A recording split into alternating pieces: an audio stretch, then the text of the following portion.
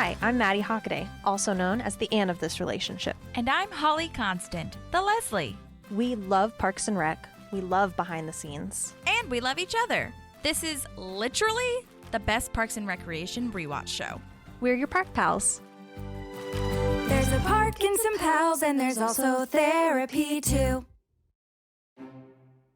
Welcome everyone to Park Pals. Great to have you here with us today. We've got something special. God. Oh my God. Well, I think, Holly, we've been spoiled, which I think in turn has been spoiling our wonderful listeners with some great guests. Mm-hmm. And everybody, please send a shout out to Holly whenever you get a chance for putting the time into getting these people, because she has been tirelessly getting everybody's schedules together and making sure we can all meet and everything working. And this week we have a very special person. I think this is a person that's been in the most episodes, because I think Mr. Perd Hapley was in 9. Oh, he was in 30. He was in 30? Perd Hapley? Oh, yeah. Cut that out. I apparently don't know my shit. No, I'm not cutting it out. We're authentic here. I'm sure so many other people think the same thing. Yeah, no, I don't know why I thought that. No, I think it's maybe Jim, because Jim was in 9, I think. Oh, you're right. That's what it was. And we did. But Perd was in Jim last 30 week. Or something like that. Yeah. Okay. Well, this But this dude has been in guest, 15 or 16, so he's been in a lot as well. Yes. So go ahead, Miss Holly, and tell us who we have today. Oh my gosh. Okay, so today we have Councilman Bill Dexhart, aka, well, I guess I should say that the other way around. We have Kevin Symons, aka Councilman Bill Dexhart, which Sexy Dexy, which we do talk about. That his first name is Bill, which I think that's in the first, maybe second episode of that he was in. But I never would have remembered that his name was Bill unless I was on this podcast, actually listening to every single word, because we always call him Dexhart. So yeah, very true. But yeah, so we talk about a bunch of stuff. I guess just to preface it a little bit, we do talk about Patton Oswalt, we do mention, I think we did a pretty good job of saying who each person was as we were talking about them. Mm-hmm. But Patton was the one who was in Ted Party, and he did the Star Wars moment, which Jay talked about him a lot as well when we did that. Oh, side note, if you haven't already, go back and listen to Jay Jackson, Perd Hapley's episode that we did, which is, number one, incredible to say, go back and listen to when we talked to fucking Jay Jackson. What is our life? Yes. Oh my gosh. But anyway, no. So, but also don't do that yet. Listen to Kevin, because he's great. And he gave us so many great little nuggets. We talked and asked so many questions, and he was so willing to talk about this. So you could tell that he's very passionate about what he does. And we were so excited to get to ask all of our fangirl questions of the cast and the crew and who he worked with, and just got so many cool stories. I played a lot of things for him, my voice memo. I'm so glad that I did that. He seemed very open to it. Mm-hmm. Yeah. A lot of deleted scenes. I do have to remind you guys, go to Peacock and watch the producer's cuts. Please, please, please do that, because it is so good. And if you are so interested in the deleted scenes and what some storylines are that might have gotten cut that maybe didn't make sense. I mean, they did a great job of making it make sense with the cut things, but these are just excellent little nuggets that they put in. Yeah. So, and he had quite a few, cut scenes, but yeah, so exciting. And go follow him on all the things. And I'm just very grateful to him and honored that he was giving us so much time. Yeah, still a little starstruck. Yeah, and I mean, he was just such a cool dude, though. He just was able to have a regular old conversation with us, and he's his voice. I didn't quite mention it, I feel, but he definitely puts on a councilman businessman cadence in Parks, which is so amazing. But his voice is naturally like that. But I really loved talking to him as Kevin, and then watching him as Dexhart, because it's so it melds so well together. But he's obviously not Dexhart. He's not sleeping with people in caves. Well, I don't think so. I don't know. Maybe him and his wife have a moment. I don't know.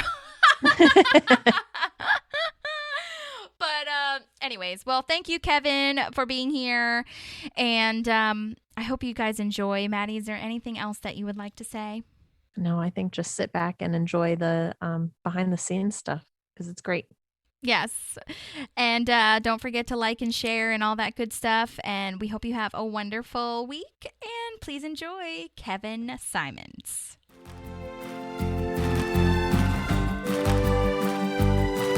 There's a park and some pals, and there's also therapy too. Hey, Kevin. Oh, I can hear you. Oh, perfect. Hey. How's it going, friend? Wow. How are you? Can you hear me okay? Yes, we Yeah. can hear you. Got my blue snowball microphone here. Love it. Thank you so much for see? having that.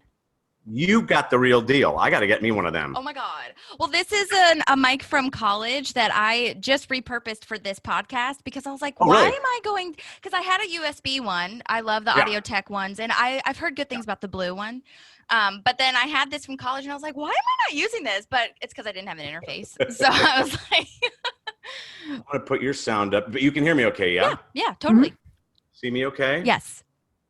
Hi, Holly. Hi, Kevin. This is Maddie, by the way. Where are you, Maddie? Hi. Oh, there you are. Hi. Oh, you know what I'm going to do? I'm going to put you both so I can see you both at the same time. Yeah, put it on gallery mode or whatever the hell it is. I can't remember. I tell you, you'd think after the entire pandemic, I would have this down by now. There's always I'm something new to so- learn. Mhm. I am so zoomed out. I can't even tell you. We've done so much zooming over the past year. I'm like, no, I got to get back into a theater. I got to get back into, a concert. Totally. Maddie was a teacher during the pandemic a little bit too, so she is Yeah. very well Really? aware. Over my- it. Now, let me see if I got this straight. One of you is in Nashville, That's me. right? Okay. Yes. And one of you is in Arizona? Yeah. Yes, that is me. Wow. Yeah. Where? Are you roasting like I am right now? I am literally, it's like a hot box here. Yeah, so LA. I'm in Prescott, Arizona, which is in the mountains. But last week we got smacked with like Phoenix heat, so it was about 111 one day. I was born in Phoenix. Oh, really? Yeah. That's awesome. Yeah. And I do normally like heat, but this is kind of ridiculous today. It's just crazy. But anyway, Yeah. if I start Yep, to pass definitely. out or if I start to sweat, just go, Kevin. Hello, wake up, sir. Well, wait, Hi, so kids. are you also from Illinois too? What is your IMDb says Highland Park too? What's that about? My IMDb Is wrong. is written by a wonderful person. I have no idea. Oh, my IMDb Yes. or my Wikipedia? No, IMDb. It says Highland Oh, Park. IMDb. No, I'm not from. I'm from. I live in Eagle Rock, which is right near Highland Park. Yes, Okay. but no, I am not. I was born in Arizona, but I've been in LA for 30 years. Wow. Yeah.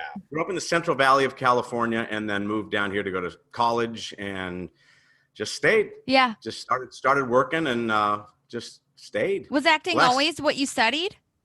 Yeah. I mean, I did. I went to college, Cal State Fullerton, got my degree in theater. I was an acting.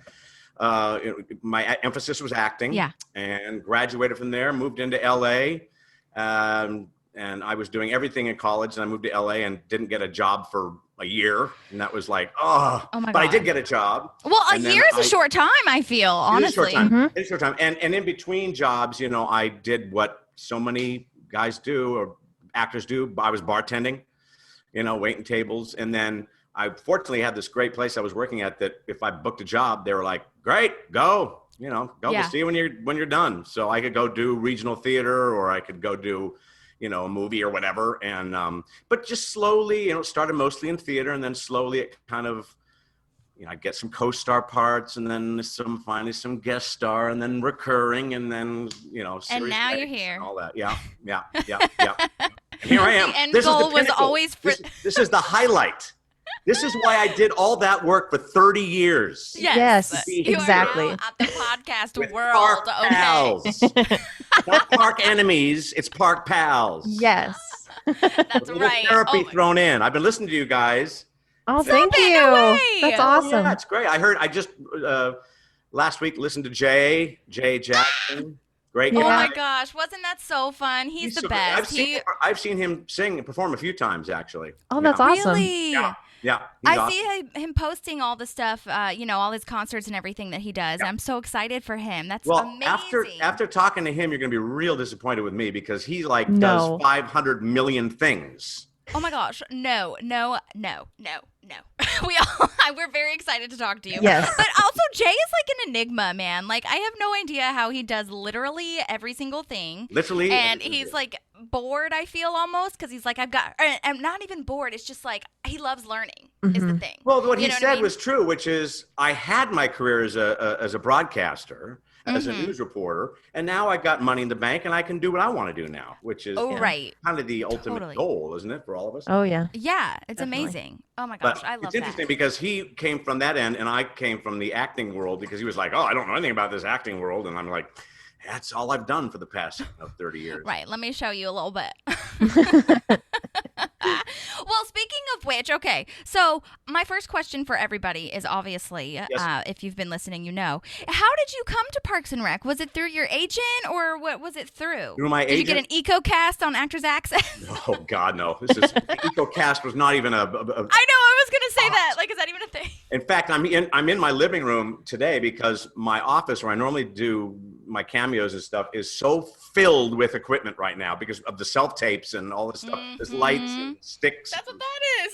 I've There got you lights go. up here. Yes, my agent called and I had an audition for this. I went into the casting director's office, did my scene. It was from Practice State. It was the press conference. It was the in the caves with in Brazil and all that. So it was that whole speech. It was just me doing the speech, and the wonderful casting director said that was hilarious, and they sent it off to the powers that be. And then a couple of days later, I got a call back, what they call a producer's session.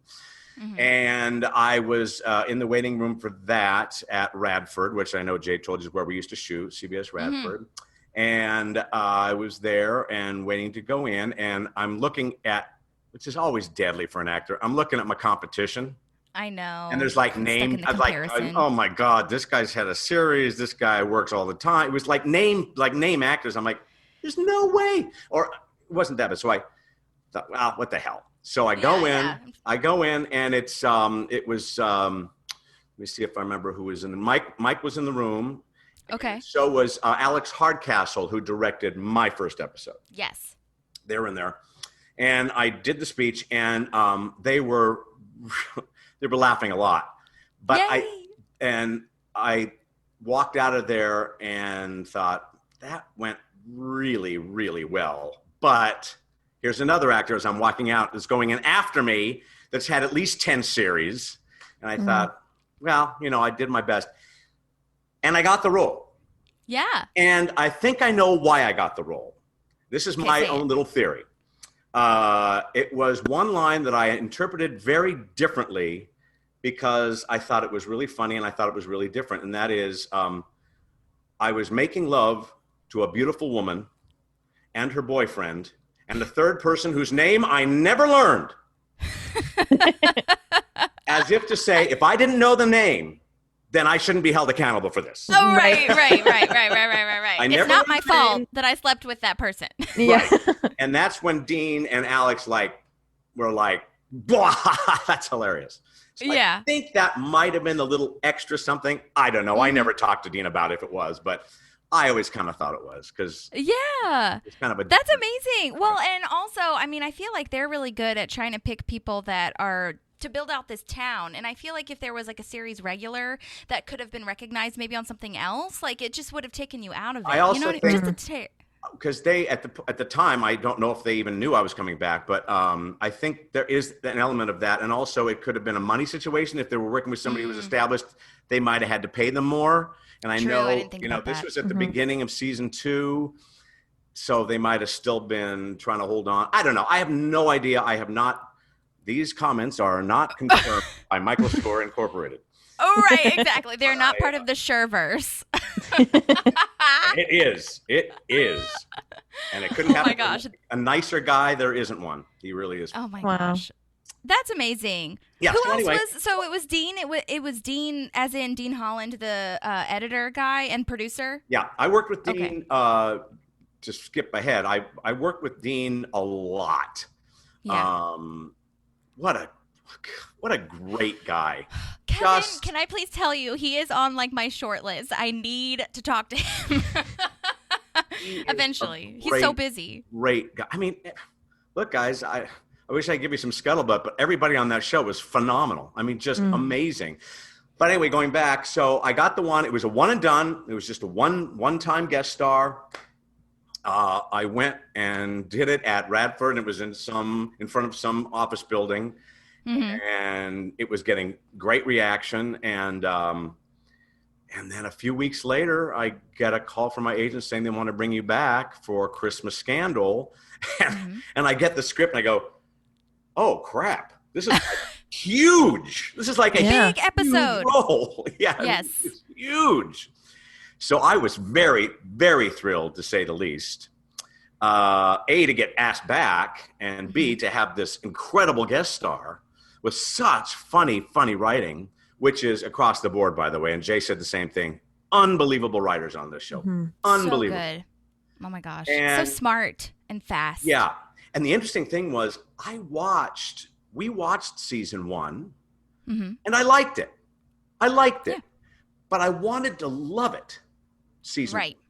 It knew what it kind of wanted to be, but I think, not because I was on season 2, but I think season 2, they really started to find those defined characters. Yes. Because season 1 was kind of like, almost like a half season.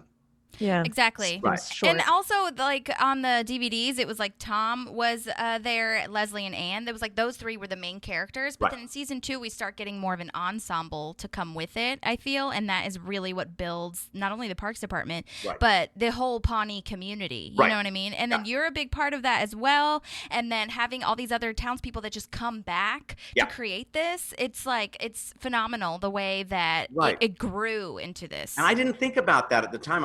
I thought I was just one and done, but to facilitate the storyline of them trying to find out dirt about each other, which was set off from me, and that was the episode, that was the episode at the very end where I got my catchphrase, which is "I have no plans to resign." That's the very first episode. Right. So that's amazing. So anyway, so I go back to do this other episode. I get to go to the table read, which is a huge thing. Big deal. Oh, big deal. And with Amy effing Poehler, that's where most of your scenes were with, or who most of your scenes were with. It blows my mind. Well, let me just talk about Amy Poehler for a minute, because I cannot say enough about. She set the tone on that show. I'm sure you've heard this from everyone. She set the tone on that show, and it was. I call it. It was a family. It was like a family. Whenever I'd go back, whatever season it was, I was welcomed. We were goofing around. That woman is, I mean, the entire cast was great, but the tone was set with Amy. She set up that tone, and that is very rare on shows. I've had a couple of other experiences with that. But Amy really set a positive, great, fun tone, and it showed. And everyone, that's why you got people's best work. Yeah, it was so collaborative.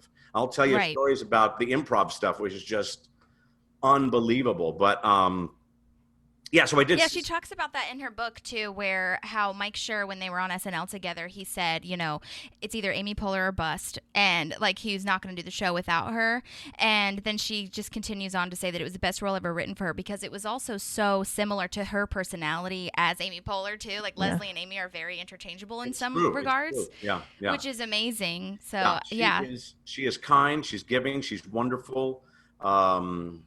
She does everything on that show. Produces, directs, acts, everything. Yeah.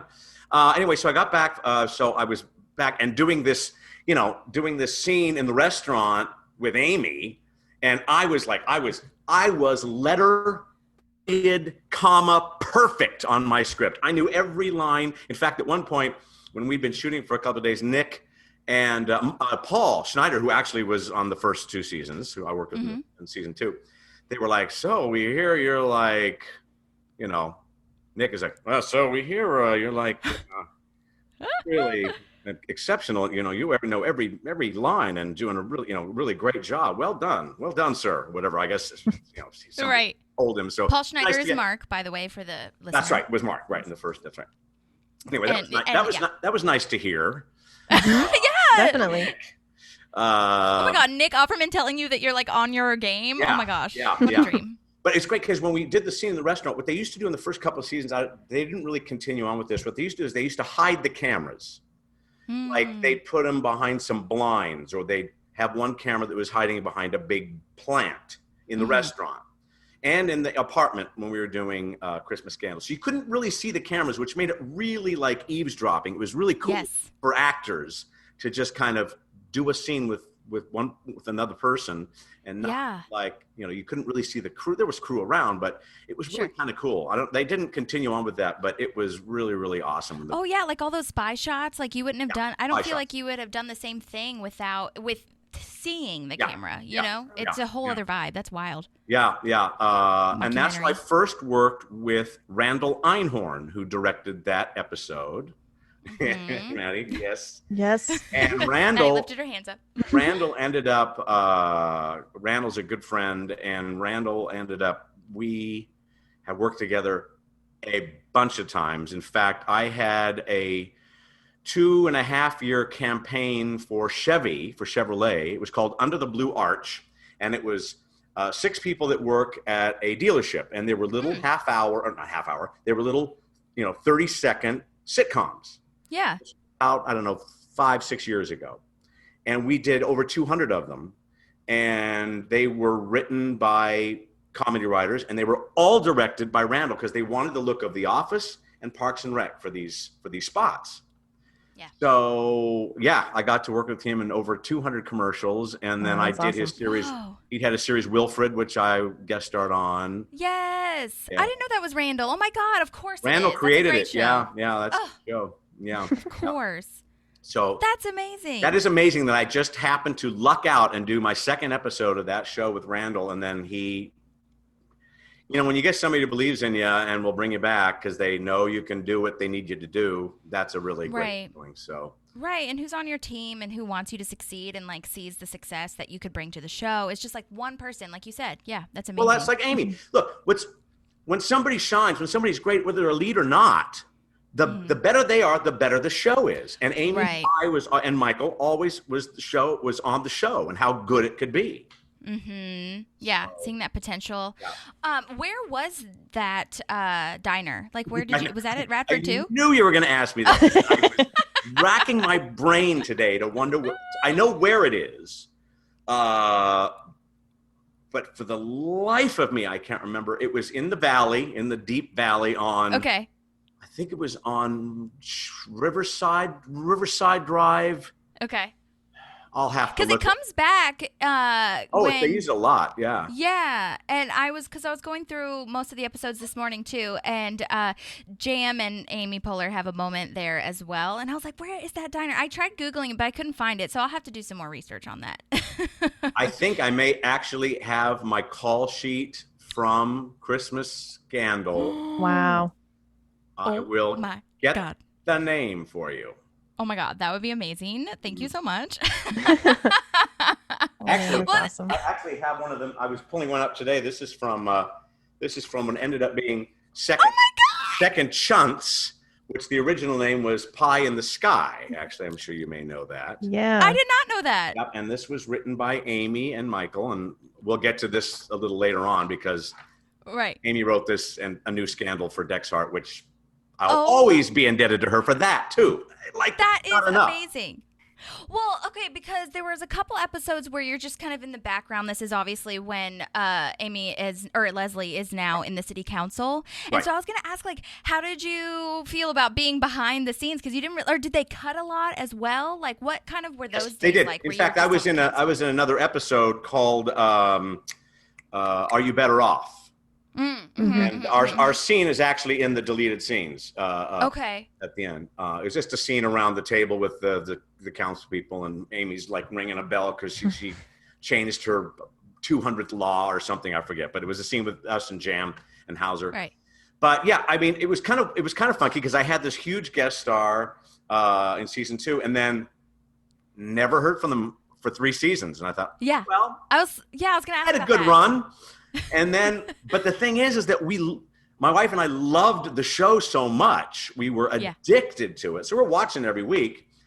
And when the cliffhanger was that she got elected to the city council, I went, oh, I wonder. And sure shooting, that's when I did, tons of them. And it didn't matter. I mean, they were great. I always got guest star billing. I always got, That's amazing. the same pay I'd made, and no matter if I had a line, didn't have a line, was in the background, they gave me a lot of great looks.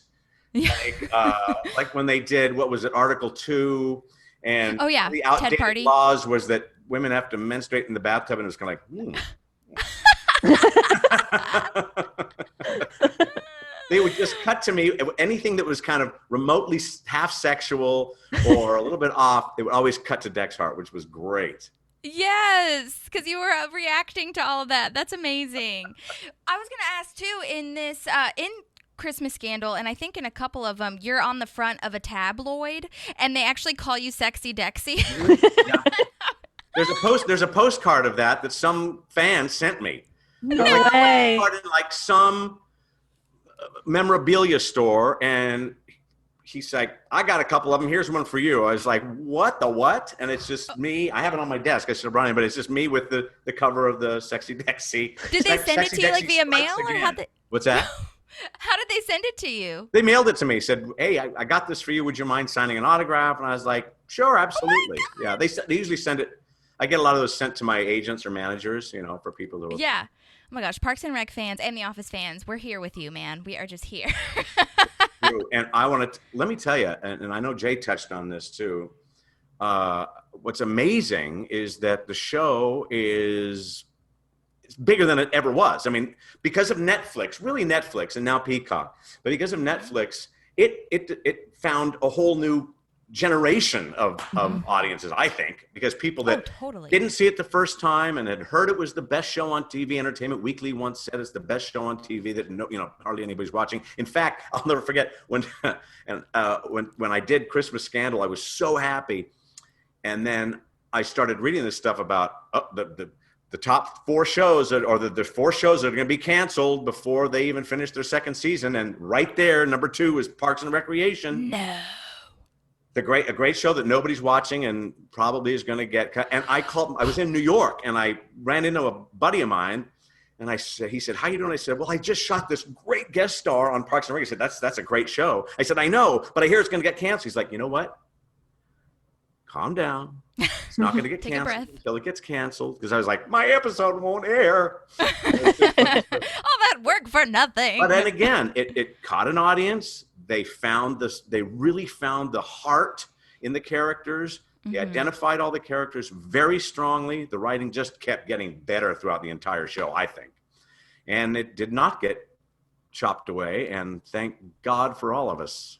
Seriously. No, we are finding that in our research too. Maddie and I have been looking into the Wikipedia pages, or the Parks Wiki. There's a whole other thing where the ratings and the viewership and stuff and all those numbers. And the first and second season, most of the second season were not rated very highly. I think the best one that we've gotten to was maybe the 5th episode of the second one, and that was all. But again, it's all critics and what critics say, and it's not about the fans. So we're learning that doesn't really matter, but it matters. The executives are making this decision that doesn't always. But it's funny that later on, then the critics loved it, and always written about that it's one of the best shows that not as many people are watching that should be watching it, and then Netflix comes along after the thing's done, and it becomes massive, and then Peacock now. But like I said, I cannot even tell you. And I played Dexhart. I mean, I was only on 14, 15 episodes, which is a lot. Don't get me wrong. I'm not complaining. But I have been, especially before the pandemic, when we were all wearing masks. Nobody could recognize anybody. But not a day went by without being at Trader Joe, a grocery store, the post office, whatever. Excuse me, are you at the gym? And then what really got surreal was when it started playing in Europe, and we were in Ireland and Scotland a couple of years ago, and people there. It was unbelievable, coming up to me all the time. Incredible. Wow. I mean, just That's incredible how many crazy. people and they're like, oh yeah, I'm on my 10th watching the whole thing 10 times. Yeah. There's other people like 10 times. That's like wussy. I'm on my 24th. Yeah. It's incredible. How dare they? It's Only got- 10 times. It's got a lot of heart. It's got a lot of heart, and it's really funny. Mm-hmm. Oh, yeah. Do you find that people think that you are Dexhart? Like, are they treating you this way, or are they more so just excited? They're really excited. Okay. They just are they're just really excited. They'll come up and I'm picking corn from the bin, and they're, excuse me, I don't mean to, you were Right. so great on that. Was it great work? Yes, it was amazing. And it's so great. Anyway, so nice to hear it. And it's funny because people don't want autographs much anymore. They want selfies is kind of what everybody wants, the selfie now. So that's very, very sweet. And Do you do that? Because I feel like it might be like invasive after a while to be like, oh God, do I have to do No, this selfie? it's when they stop asking that I start to worry. Yeah, I'm that's fair. actually not kidding. It's part of the business, but I'm not Tom Hanks. I can walk around and I'll get somebody going, hey, Dexhart, or whatever. Right. Or actually, the best was there was somebody I was working out at the Y here, and every time I'd walk in, the woman that would check the cards, I'd walk in, she'd always go, Councilman. Councilman. How are you, Councilman? That's awesome. Every time I went in. That is amazing. Well, and speaking of calling you councilman, I think I was rewatching the first episode, and they said Bill Dexhart, and I was like, oh my God, is his first name Bill? Bill. So they always call you Bill. Dexhart. Yeah, Bill. In fact, I'll tell you a funny story. Yeah. Again, back to Amy. Being so generous with giving other people a spotlight. We did, I think Jay told you about the fun runs. You probably know about the fun runs. And it would always be that we would, the scene as written several times, and then they would kind of loosen it up a little bit. And then the last one was the fun run, which was completely improvised. And I would sit there. I would sit there because I went to Improv Olympic. Yeah. I studied, oh my gosh, me which is too. Iowa West or in Chicago? West. Me Yeah. too. Oh, you did? R.I.P. Yes, Okay. I did for a brief stint. I was there. Took classes there and did shows for like 2 years, maybe. Never on a house team or anything like that. But yeah, I love Iowa West. Did them, and that's where Amy started, as you know, and then in Chicago, and then she broke up and started Upright. And so improv. So I was sitting there, I'd done Improv Olympic, but I'm like, I'd watch, John Glazer and Amy going at it in the chambers. It was like, I'd get one or two lines in, and I sat back. I mean, I'm just going to watch this volleyball, thing back and forth. It's unbelievable how quick and how fast Pratt too. Unbelievable. That's insane. Yeah. So, but in terms of Amy being collaborative, there's a scene where we're around the table talking about voting rules and all this sort of thing. I forget which episode it was. Anyway, we're talking about, and at one point, Hauser agrees with Leslie, and she goes, "Oh wow!" And she spills the coffee all Hauser, and I was just so happy that you agreed with me. So I could just get really excited when you like me. Is her line? Yeah, I guess I really like exactly. So we did a take, and I'm so really excited when you like me. And there was this dead spot, and I said, "Leslie, you can spill coffee in my lap anytime. Or you can spill coffee in my lap."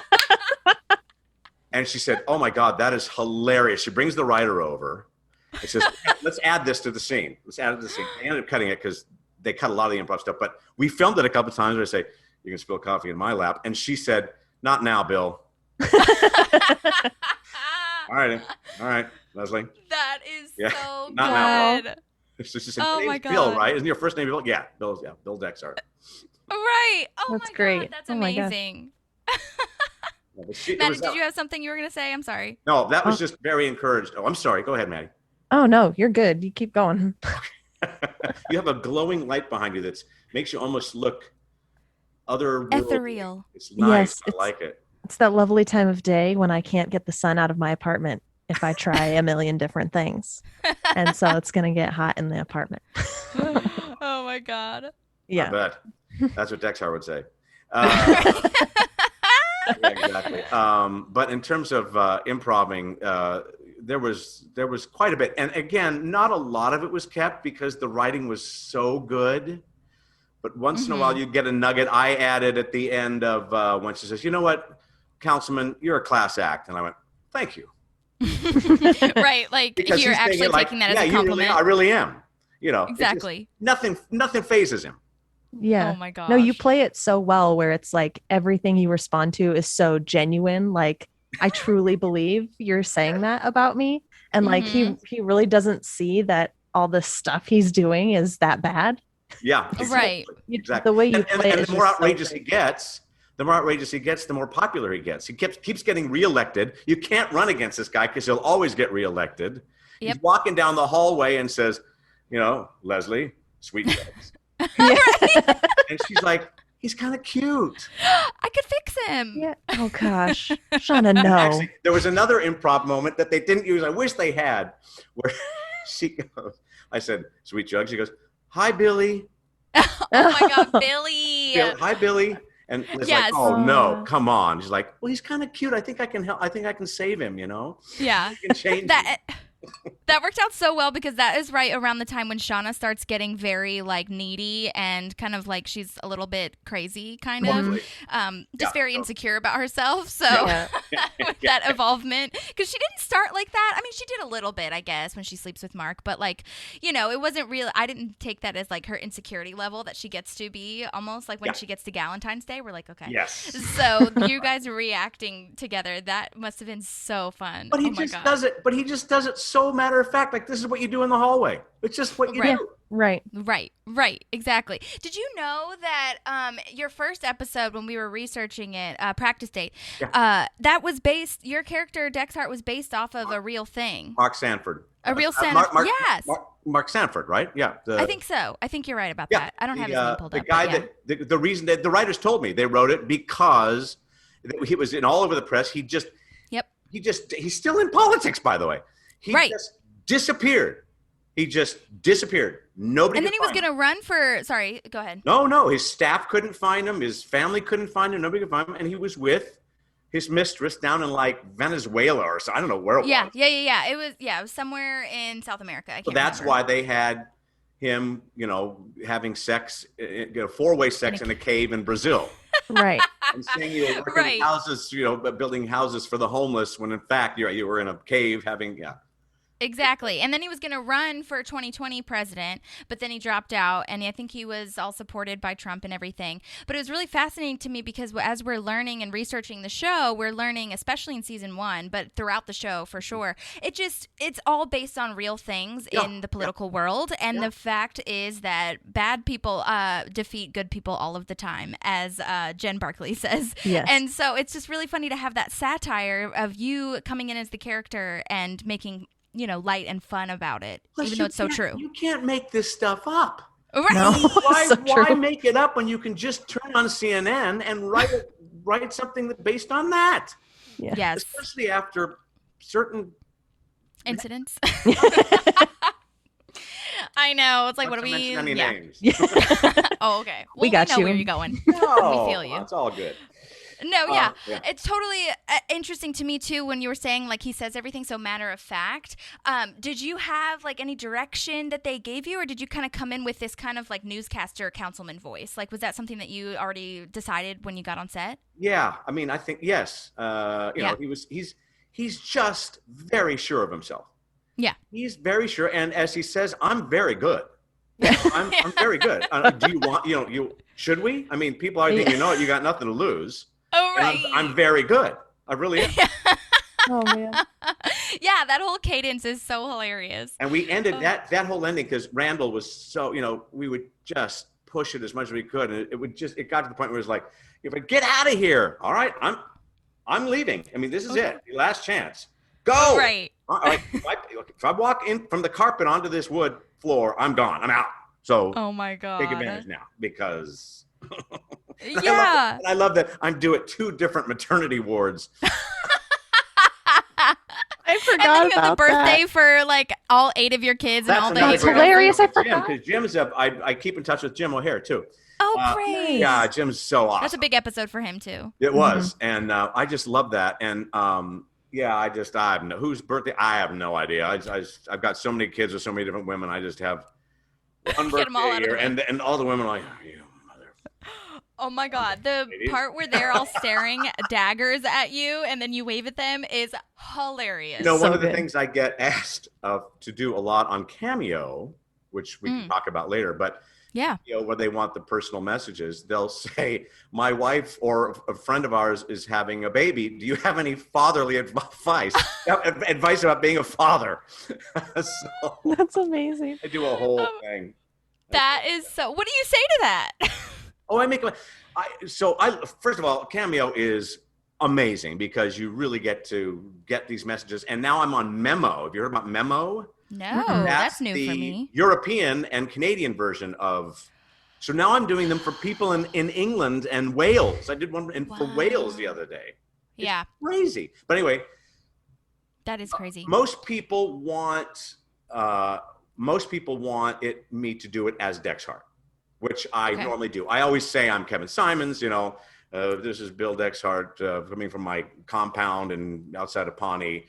Some people also call me Kevin Symons, blah, blah. I go into something about that, but then I do it as a Dexhart. But they give me as much as they can, and I don't write anything down. I improv the entire thing for 3.5 minutes. And it's just, not only is it fun, it's great for my improv chops. And these people just eat it up. And the more they give me, you know, and they want, you know, I'll include the husband was my travel agent that booked my, you know, caves in Brazil. And, you know, one guy was my, you know, I want him to be my campaign manager, and, you know, it's just, just crazy stuff. And some of them are what they want are so funny. And it just gives me a chance to really go nuts. And I really love it. I've put a lot of them on my YouTube channel, the Kevin Symons channel, just so people can see them. Yeah, see the kinds of things that you do and can request something else or something similar or whatever. That's a good idea.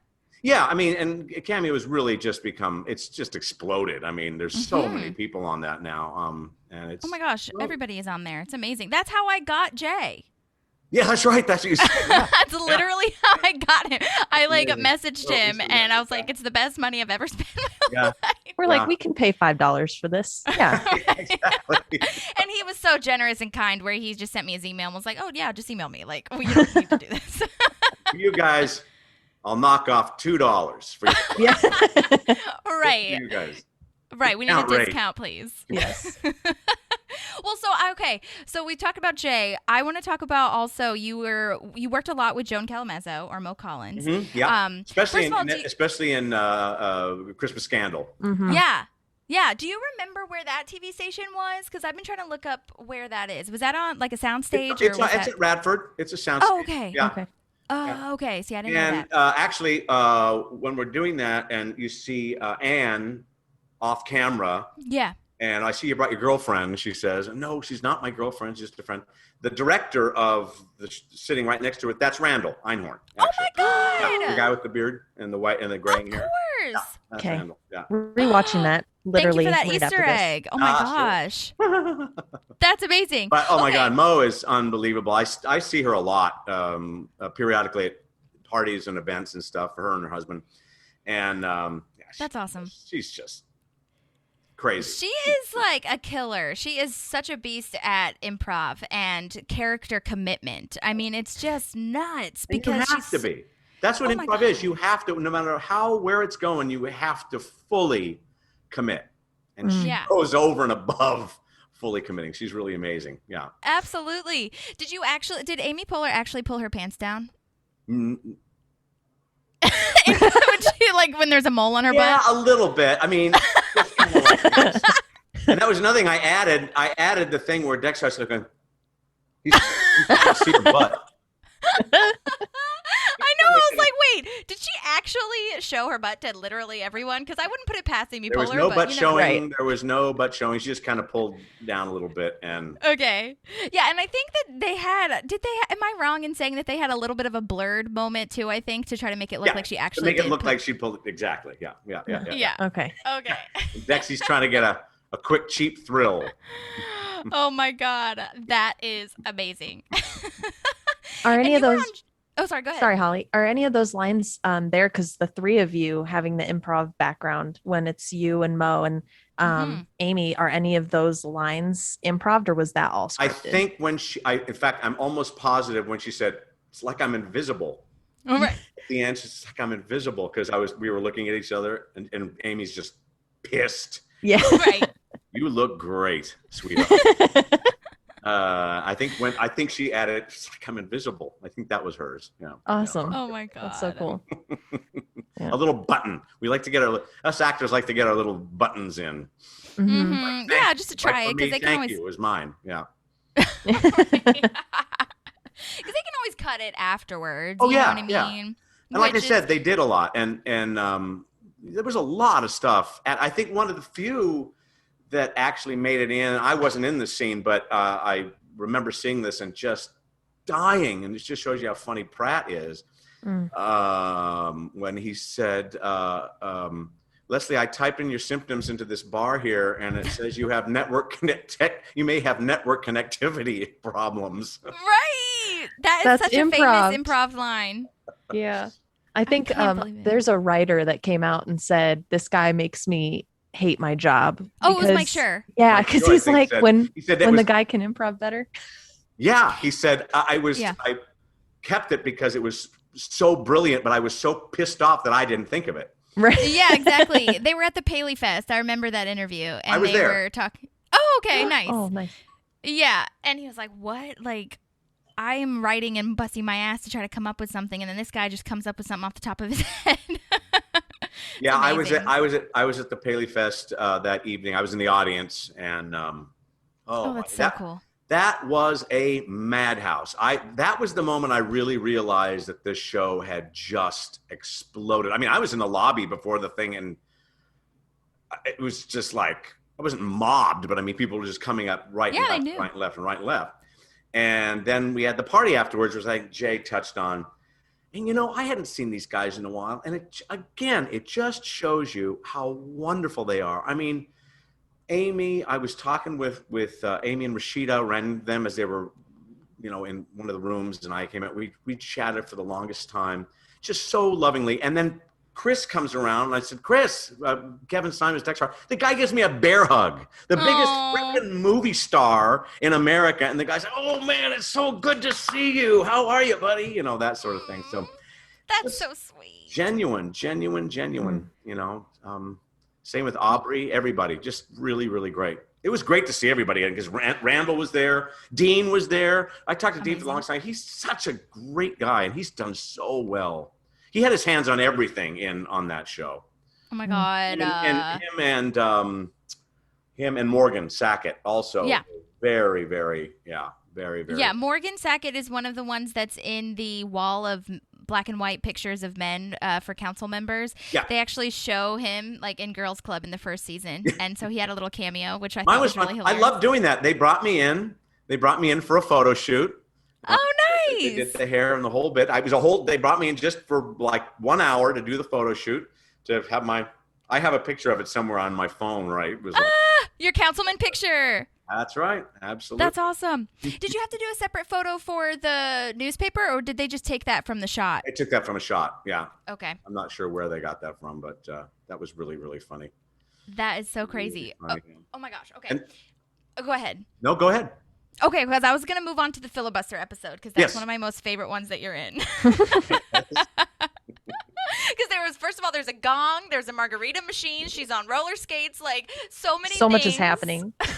It was like watching a whirling dervish. She was just, it was so funny. And that was co-written by Harris, by the way, who Mm. Mhm. very sad to Rest hear in about peace. him. I saw him do stand-up. Actually, he I went to see Nick do his one-man show at Largo, which is a club here in Los Angeles, where a lot of those guys perform from the show. And he opened for Nick doing stand-up.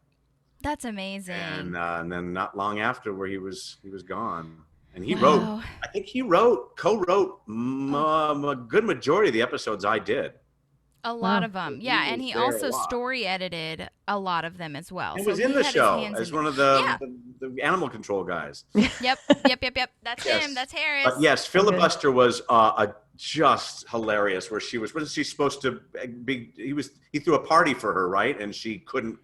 So she was throwing a roller skating party for Ben, and then Jam untabled the meeting on voting. That was the episode with the coffee, because she was like, "I vote we table this so that we can, because they're trying to get the Eagleton people to not vote in the next election for council members." That's right. That was the coffee scene. That's right. Exactly right. Yeah.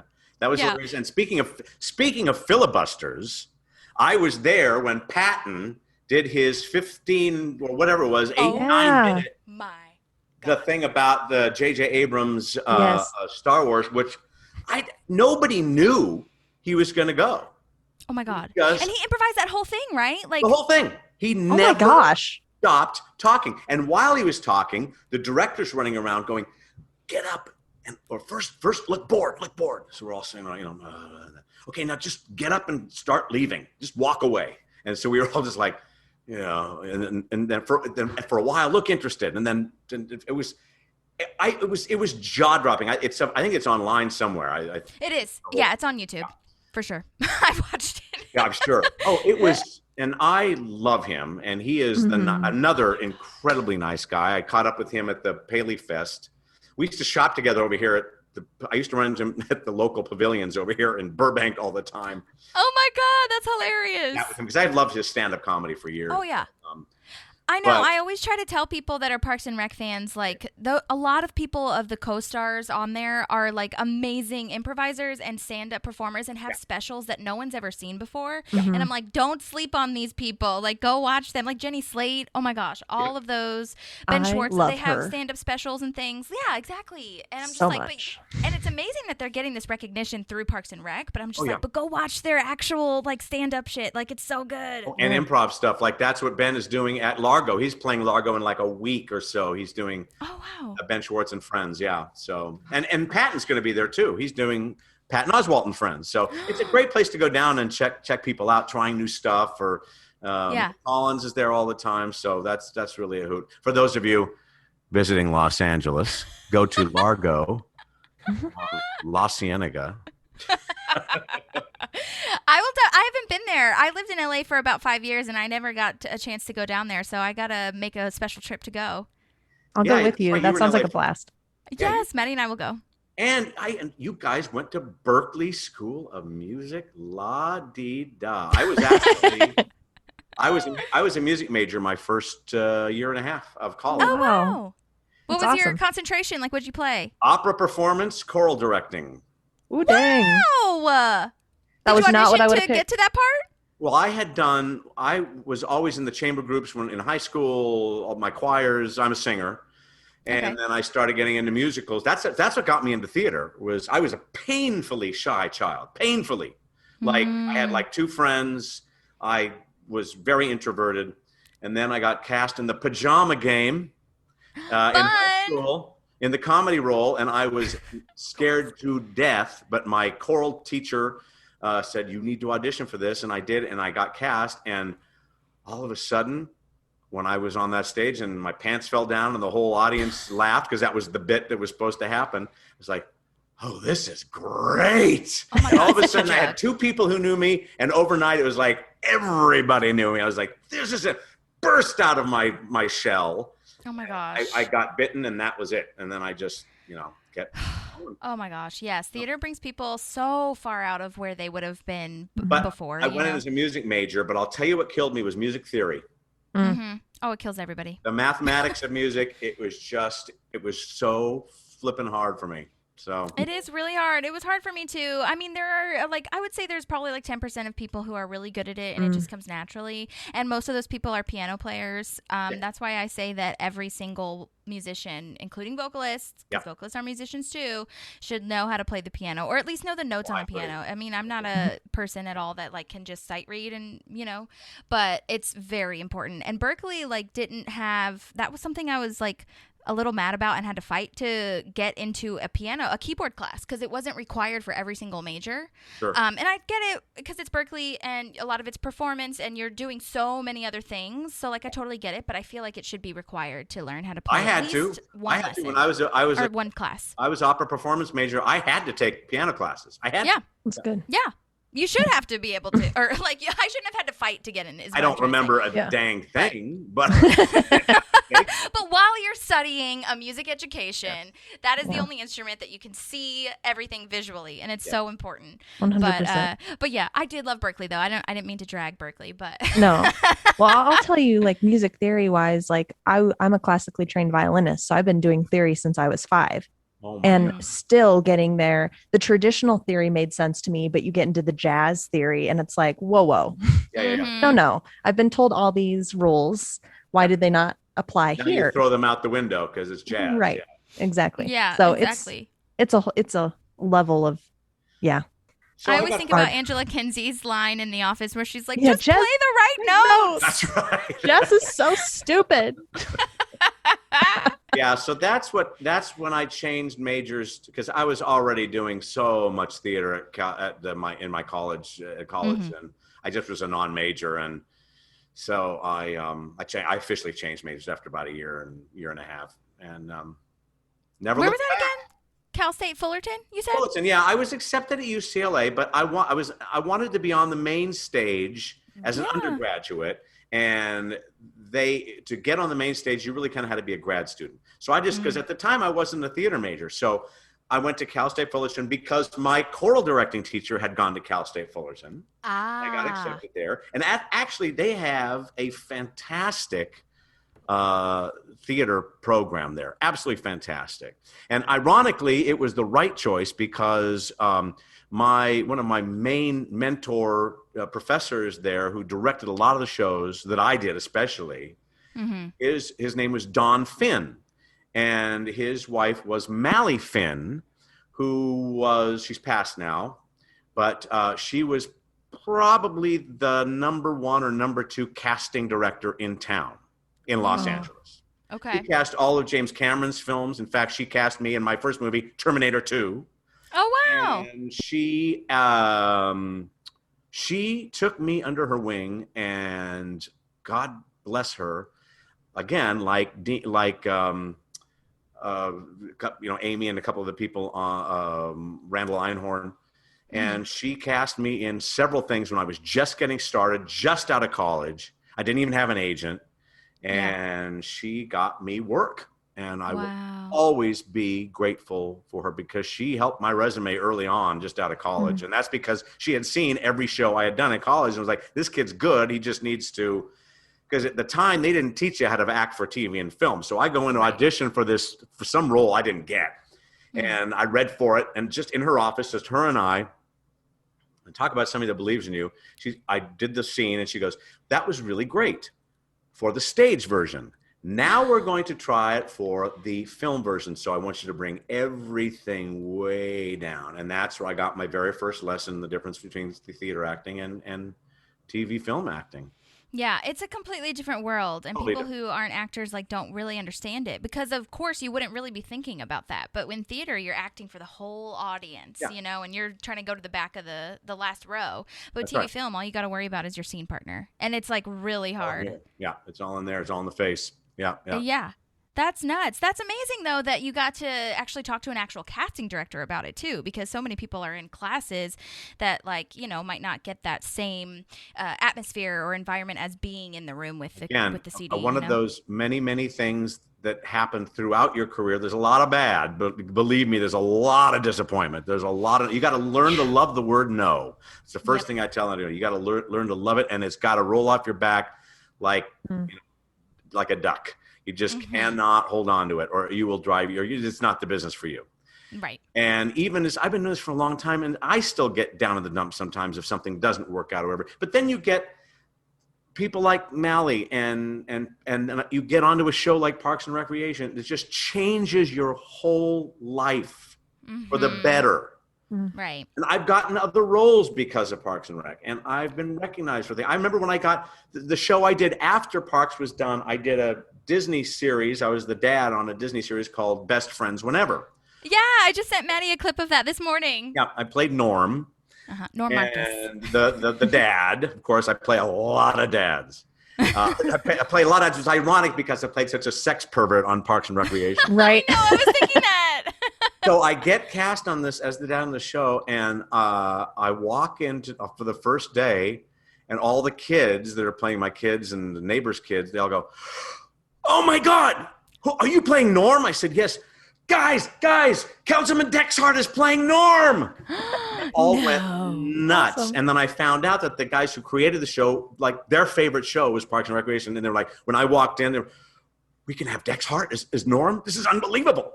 Because the two girls that played the best friends, one was an Anne and one was a Leslie. There you go. That's what they. That's our what story. They created. Yes. That's your story. Right. That's amazing. Yeah. Oh my gosh. How was was that in front of a live audience, Best Friends Whenever? No, that was a block and shoot, no audience. Okay. Yeah. Gotcha. So they got a little bit of a laugh track. Just in a there. lot. Well, yeah, it was a laugh track on the show, and all of these Disney shows. I've done a ton of Disney shows, Nickelodeon shows. I've been recurring on a bunch and had other ones. The producers and the writers there and they'll go ha ha ha. They'll laugh. They'll add it where the laugh is supposed to be.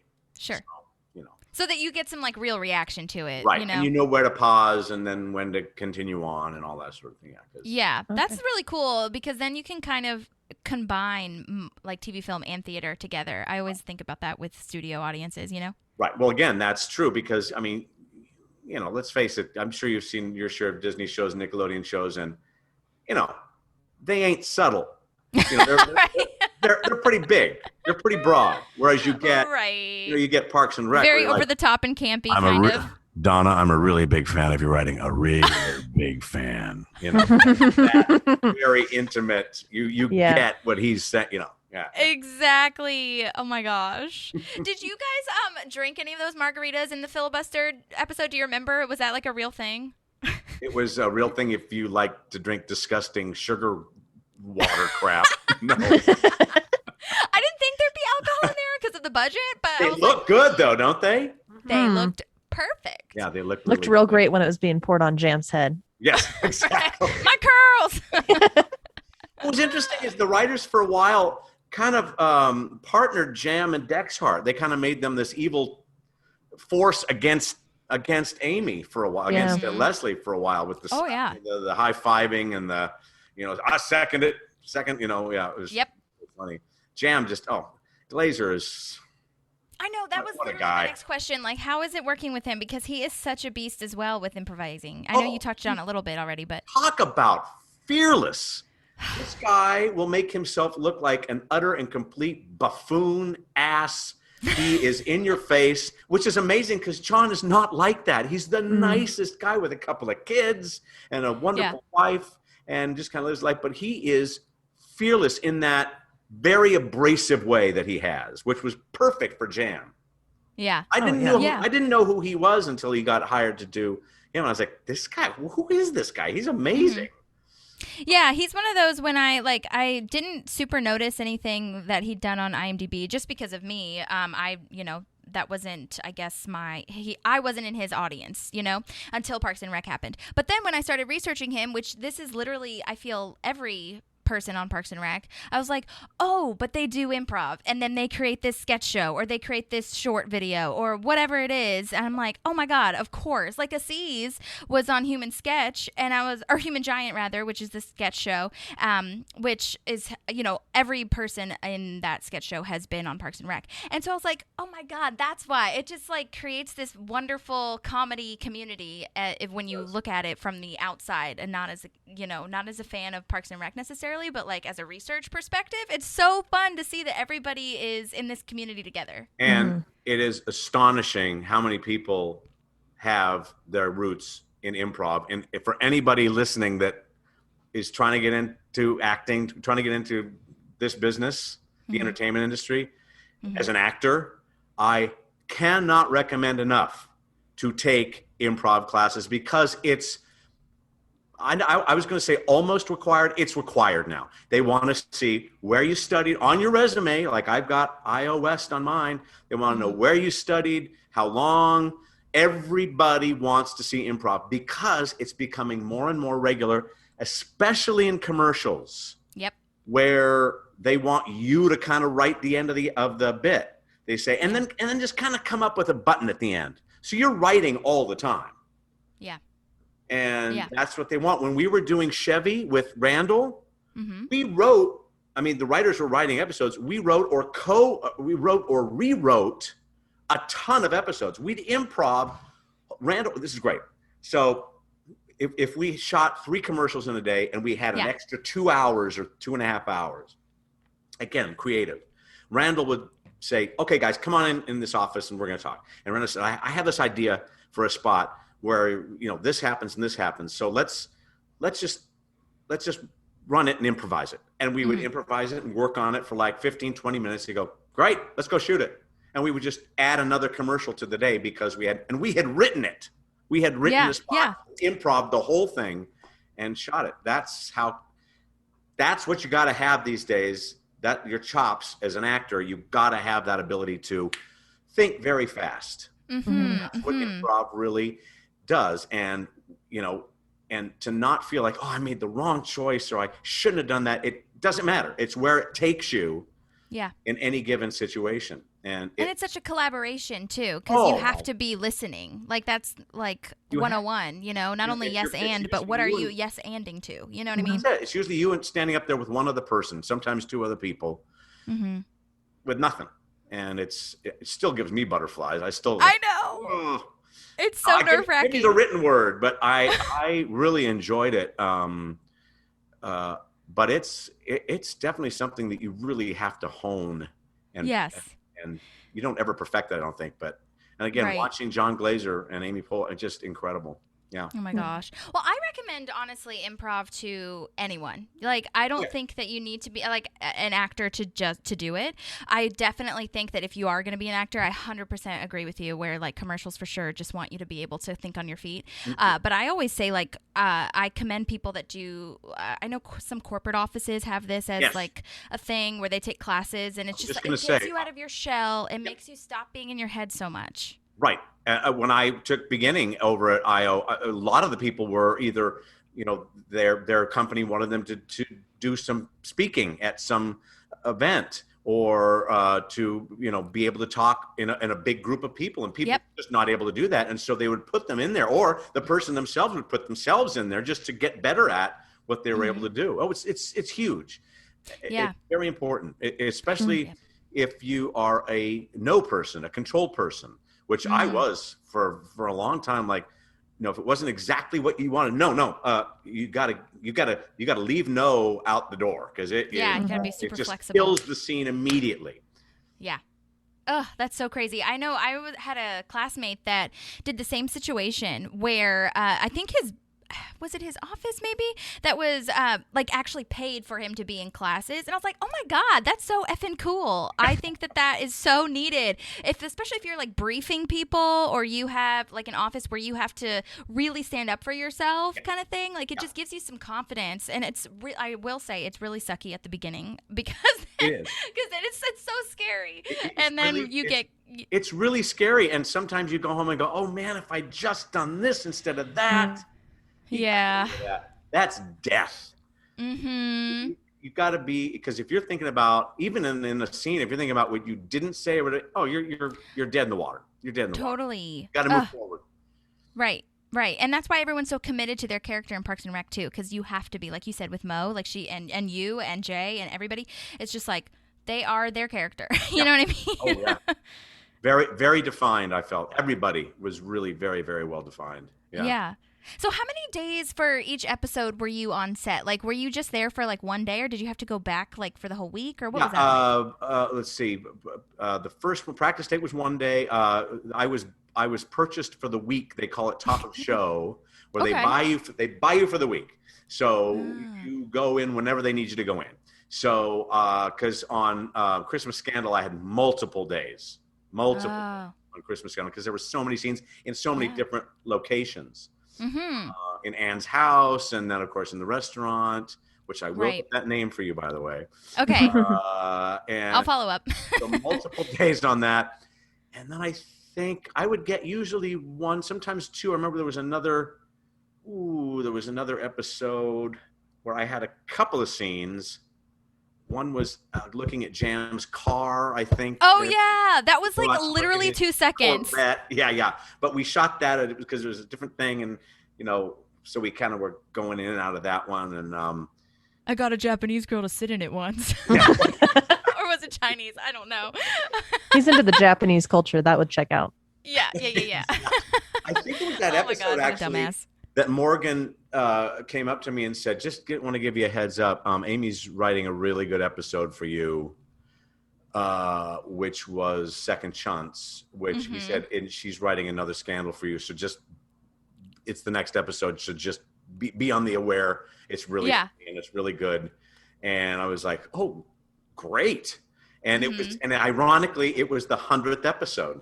Oh, wow. Oh my It was the gosh, that's 100th amazing. It was she wrote the 100th episode with Michael, and blessed me with that fabulous text-mexting. And Oh my God.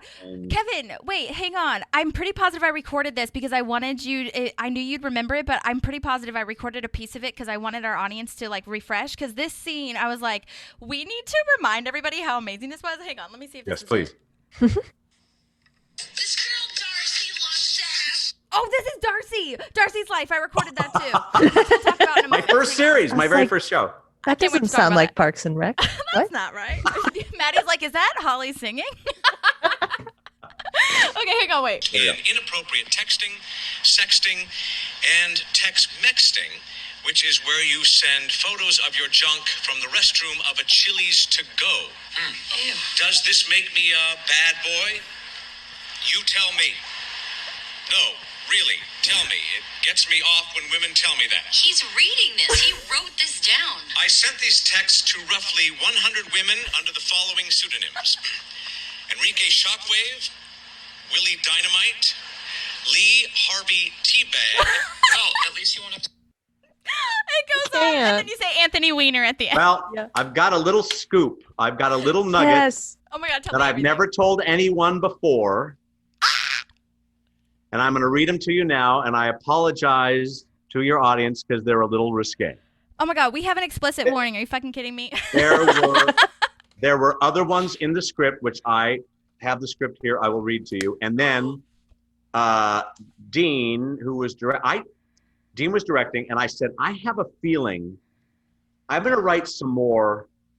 I'm going to write a whole list of names just in case, because Dean had said, I want to keep you talking while we got to keep you talking while they have this little scene going on between Amy Yeah. Leslie, and so Leslie and Ben are talking like while you're in the background. while I'm Yes, doing okay. things, so they wanted me to keep adding names and adding names and adding names. So the ones in the script, yes, Get I'm ready, everybody. glasses, the ones that they didn't cut out, but you can't really hear that were in the script, in addition to Lee Harvey Teabag, I believe is that one, and then there's Lieutenant Willem Von Penis, Sir Thrustalot.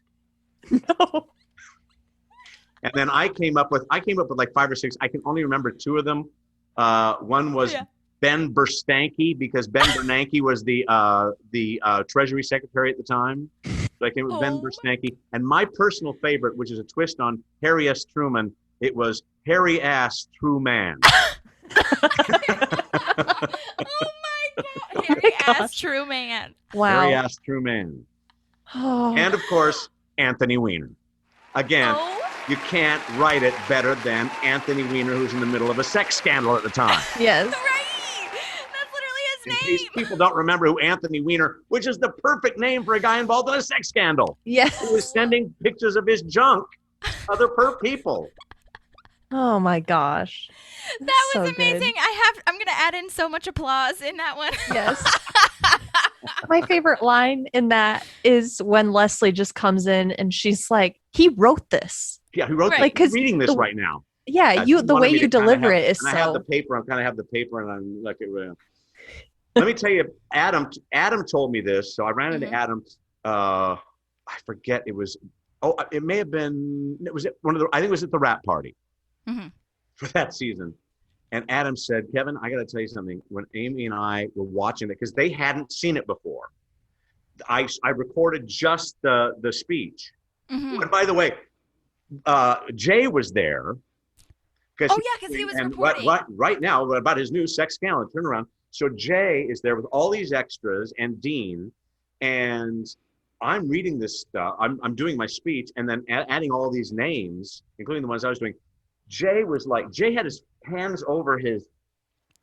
He was convulsing. The camera guys were like, you could. Because he was laughing so much. Dean was howling. And Dean wrote me some more stuff too, which we just added on just to keep going and going. We didn't know how much they would need. So, but it was such funny stuff. So Adam said, Amy and I were watching this. It was the first time we were shooting the first time we had seen the footage on the screen. They actually it was on the TV. And he said, we couldn't get through it. We could not get through our scene. We were laughing so freaking hard. It was so funny. Oh my God. That's awesome. Brilliantly funny. And That's so again, back to great. Cameo, some of the things I get requested most, like I'll say, if it's for a wedding, I'll say, I'm so glad that I'm going to be there. That you want me to be your best man at your wedding, Jim. And I was extra happy to hear that you're having a wedding reception at your local Chili's to go. Well, I love to spend a lot of time, Tex-Mex. Yes. And pictures of your junk. Yes, exactly. That's amazing. Okay, I have a question. This might be silly, but like when you were on the TV doing your reading off, like when you were at the podium kind of thing, that wasn't happening at the same time, right? Like you had already recorded that, and I then shot that a few days before. I think it might have been the first or second day of shooting, and then they edited it, whatever they were going to use, and then put it on the TV, and then they shot their scene while it was playing live. Okay. Yeah. Okay, that's what I figured, but I didn't know if it was like a movie magic moment. When they were talking, there would be no volume, but it would Right. lead in on. They would enhance that later, but yeah, they were watching it as it was on the TV. I know. But as they were about to do the scene, and they were like, we were weeping. It was so funny. That is amazing. Wow. Oh my God. And because that was I think that was in what, season 6 or maybe it was 5. I can't remember. I think that was 6. Yeah, that was 6. Okay. Yeah, because I was going to say season 5 is like where you're the councilman kind of in the back for the most of the council town halls moments. Yeah, I get a line. I get a line here, a line there, or again a reaction. But season 6 was like your time to shine. I was like, yeah, yes. A lot. Yeah. Which is wild. And then I got one little brief scene, I think, in season 7. Yeah. Oh yeah. Yeah, to I close was it all glad to out. have. I mean, it was just anytime. I was like, every time I went in there, it was fantastic. Again, just like a family, I remember because we'd hang out at the craft services table a lot, as actors are wont to do and crew members are wont to do. And I remember the rap party, they would always at the rap parties would show a lot of like a 15-minute, maybe even almost a half hour outtakes, bloopers, that sort of thing. They would put together just for the cast and crew. Oh, love bloopers. And what they would do out in parks is they would throw in little commercials in the middle of them. One was Perd Hapley's video store or something, and one of them was Joan, I forget what her Kalamazoo, yeah. Yeah, I forget what it was, but for the rap party season 2, they did a video re-election commercial for re-electing Sexy Dexy, Councilman Dexhart, and Nick did the voiceover for it. Oh my God. When I was shooting the next season, I said, we were at the Crafty, and I said, Nick, thank you for doing the voice for my reelect Dexhart commercial for the rap party. He was like, "That was delicious." I love doing it. It was delicious. Oh my God. Nick Offerman. What a guy. I need to watch the Fixing It or whatever it is that he has Start with this week. Impo. Yeah. Start this week. That's the Swedish show. Those two together are absolutely amazing. I saw Nick do his he did a play with with his wife. Megan Mullally. Yeah. Megan, yeah. Tammy.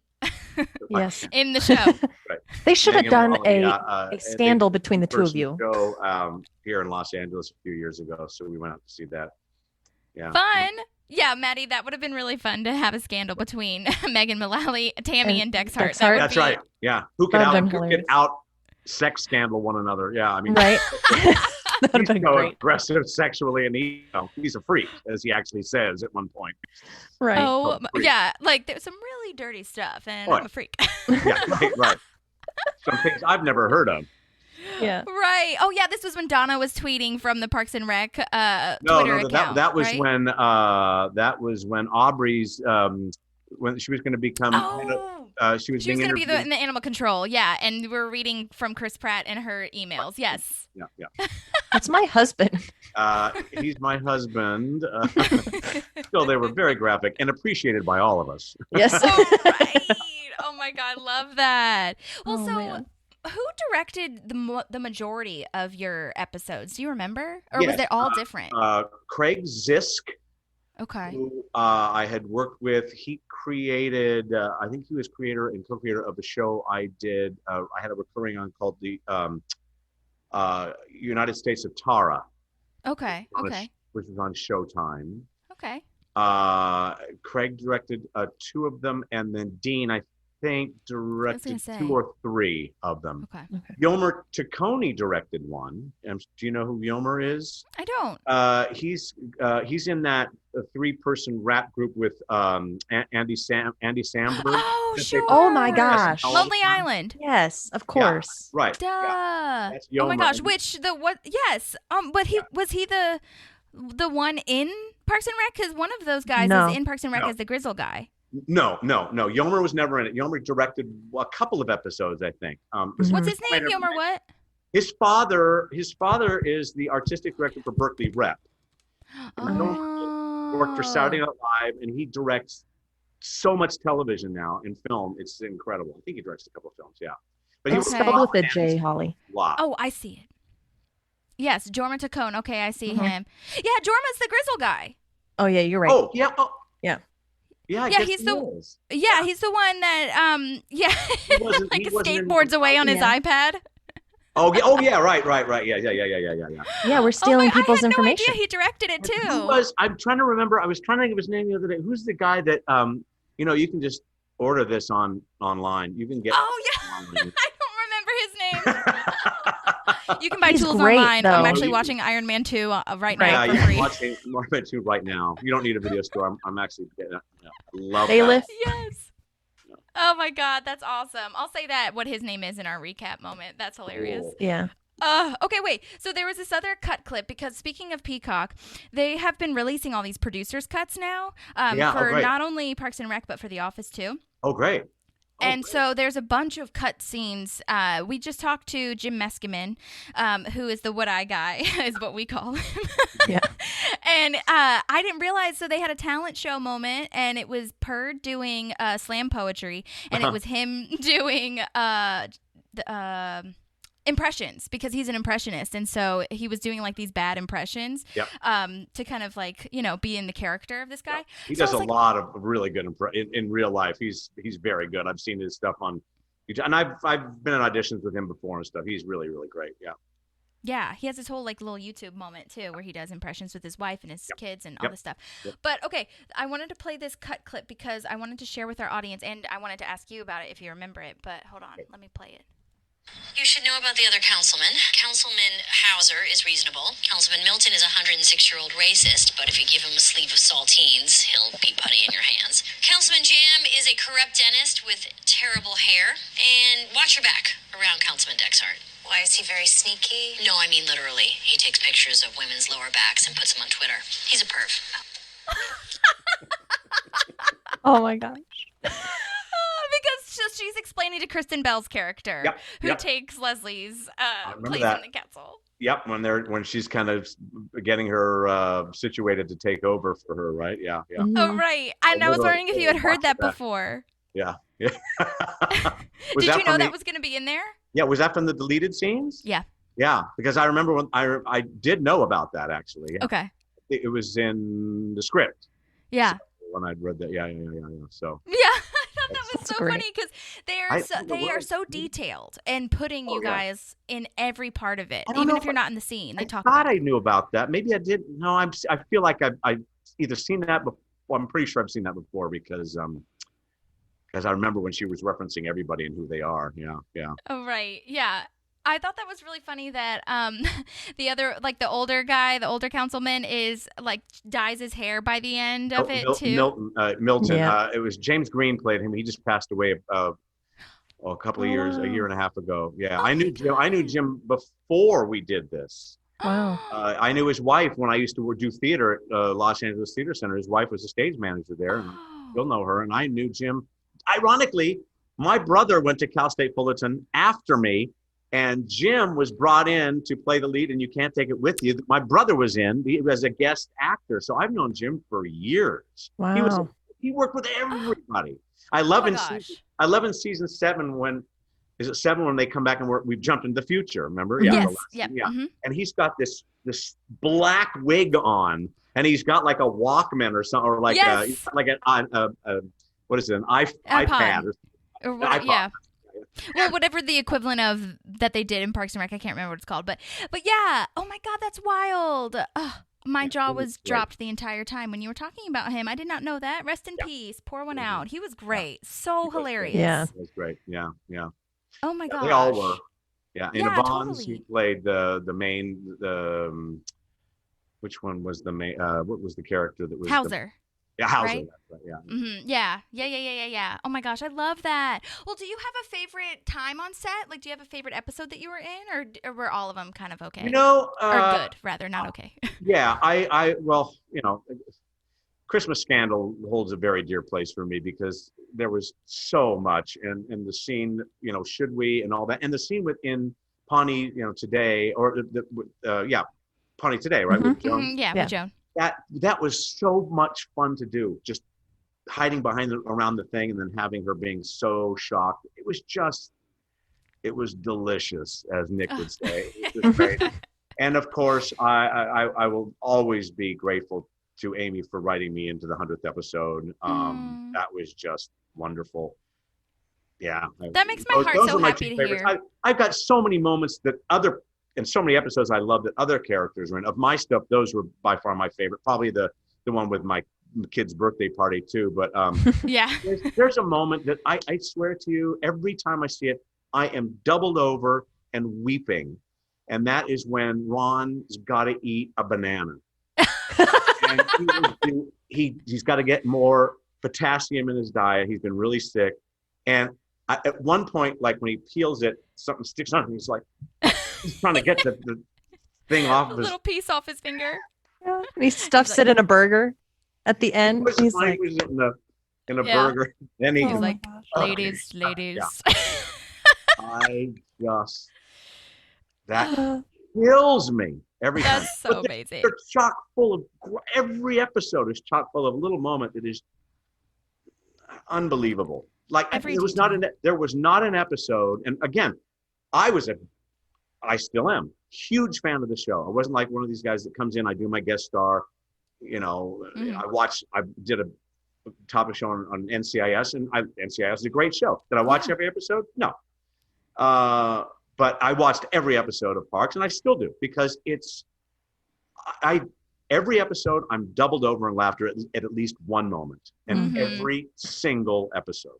Yeah. And I find that it really bonds everybody that's watching it too, Mhm. because I think that with The Office, it was a little bit more polarizing in the sense where, like, if you don't get it, you don't get it, unfortunately, which Don't have like that kind of, if you don't have that kind of sense of humor, Yeah. and watch the English one. Geez, talk about Right. Well, Park. because like I'm saying that because my dad and I can really watch Parks and Rec together, but he doesn't get The Office. And so I was like, oh man, maybe he won't get Parks and Rec. But I put it on one time when he was around and when he was visiting, and we like could actually bond over that. And I was like, oh wow, like we're very opposite. Well, maybe we're more similar than we think, but you know, it's nice to have something that you can bond over. And the fact that Parks and Rec played a huge role in that is a huge deal. And that I'm not alone in that. That's not a unique situation. So many people can I bond agree. over this one show. It's amazing. I agree. I really Feels like agree. home. It's true. And I think that's why it has such universal appeal at this point now. I mean, so many other countries have it. And that shows you how universal these characters are and the situations are, because, you know, which might not happen with The Office. I'm sure The Office is very big. I know it is. But, you know, It's just a different vibe. It's similar, but it's a different vibe. This has more. Parks has a humanity, it's got heart. It's got so much heart. Yeah. I mean, there's this character of Leslie Knope. My gosh. Yeah. The most positive, uplifting, always sees the good in people. Hardworking. Most ridiculous multitasker you can ever imagine, with all of the all of the and was trying to buy from she was trying to buy the waffle maker, and they were over each other, you know, her and her husband. It's so good. Great. So great. I love that. Everybody. Well, I have a question about Darcy, but before we get there, Maddie, did you have any last questions about, or not last questions, but any questions that I skipped over? And I'm gonna tell you, if you say it's the last question and there's one more after that, I am out of here. You're walking out the door. No, I would say the question that I had with Parks and Rec, because I've kind of wanted to ask it with a couple of the other guests we've had, but I think you're the guests we've had that has been in the most episodes. So I feel like this is a really good question for you, because everyone has said that the set on Parks and Rec was really special. Everyone is really kind. Everyone is really welcoming. And it, like you're saying, right, it felt like a family. Have you ever felt that on other sets? Have you ever felt something kind of similar, or was that just really unique? It is really unique in the grand scheme of show business. Most of the time as a guest star actor, which is what I am, predominantly what they call a journeyman actor. I make my living as an actor. I get my health care through Screen Actors Guild, SAG-AFTRA. As a journeyman actor and as a guest star, you got to come in, you got to know your stuff, you got to be good, but you can't be too good to upstage the leads on the show. Because the leads on the show are the leads on the show. You are there to facilitate them. So you got to kind of be this. You got to be good, but you can't be too good. But you got to be prepared and hit your mark and do your thing, and then just go away. A lot of sets, you get there, you say hello to the director for 2 minutes, you rehearse a couple of times, you meet the star, whatever. Hi, how are you? You do your scenes, you go home. 2 shows I've worked on that I have said have the best sets, the best atmosphere on the set ever. Parks and Recreation is probably number 1. And awesome. NCIS is right there with it, because Mark Harmon is like Amy. He sets the tone on that show. Everyone is welcoming. Everyone is kind. And it is exactly the same thing on Parks. When people come on and they're a guest star, hey, let me show you where, you know, like Aziz or you know, anybody. Yeah. You know, let me show you where craft is, or this is where we eat, and, you know, et cetera, et cetera. When you're sitting in the makeup trailer, sometimes, you know, you don't address the leads. You just don't. You sit in your chair, you shut up. Right. Amy's like going, Kev, did you see what somebody put this on the thing, and it's got a whole bunch of Dexhart stuff. Did you see this? And she's showing me the thing on her phone. You know, so I mean, cool. Incredible. And not just Amy, everyone. Nick, I told you about when he did the voiceover thing. Chris, always so great. Big bear hug at the reunion thing. I will never forget my first day. I walk in to to get made up, and Aubrey is in there, and she says, "Hi." She said, "Oh, hi. Oh, you're great. I'm Aubrey, and welcome, and blah blah blah blah blah." And completely opposite from the character that right. And was so kind and so nice, and again, Paul and Nick complimenting me about being prepared, and yes, Rashida, when we were driving up to her house, she's like, it was way too easy to get this guy here. Well, we had a ton of time sitting in the car to just chit chat about her schooling and wow, et cetera. And so again, and everybody. Adam, Jim is still somebody I know, because Jim is a journeyman actor too. I mean, was exactly the same guest star actor as I was. In fact, I'd see him at auditions and all that sort of thing. And Rob Lowe, gracious as all get out. I mean, oh my God. First of all, I'm married, but Rob Lowe is just too damn good looking. He's so freaking good looking. He's a handsome fella. That's for sure. I use Rob's face care products now, because he did some thing where he's got all this product. I did not know that. At my age, I'm putting more cream on my face than on my coffee at this point.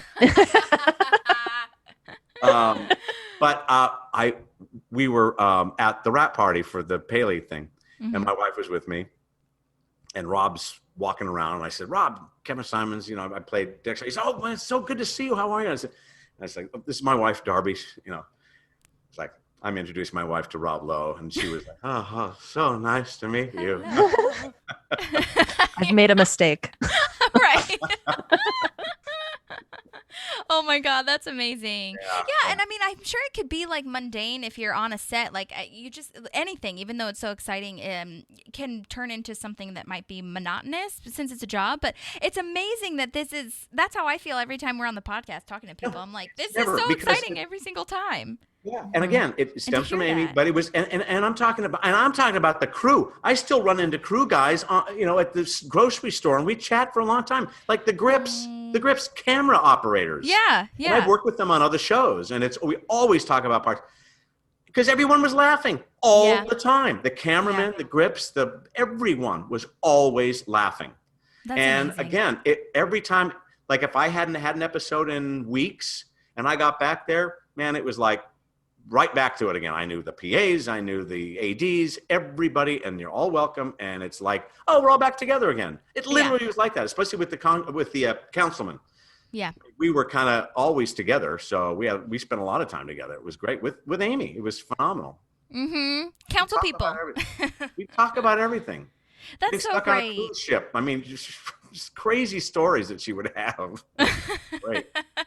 So yes, That's so cool. Absolutely, an absolute joy. Everything you've heard and everything people are always happy to hear that, because like going, oh, I always dreamed or not dreamed, but I always hoped that it would be a really great set, as good as it was to watch, and it really was. It, honest to goodness, was, and you do not get that often. Well, and it shows on screen too. Yes, your guys' chemistry. It translates. Yeah. That's so amazing. Yeah.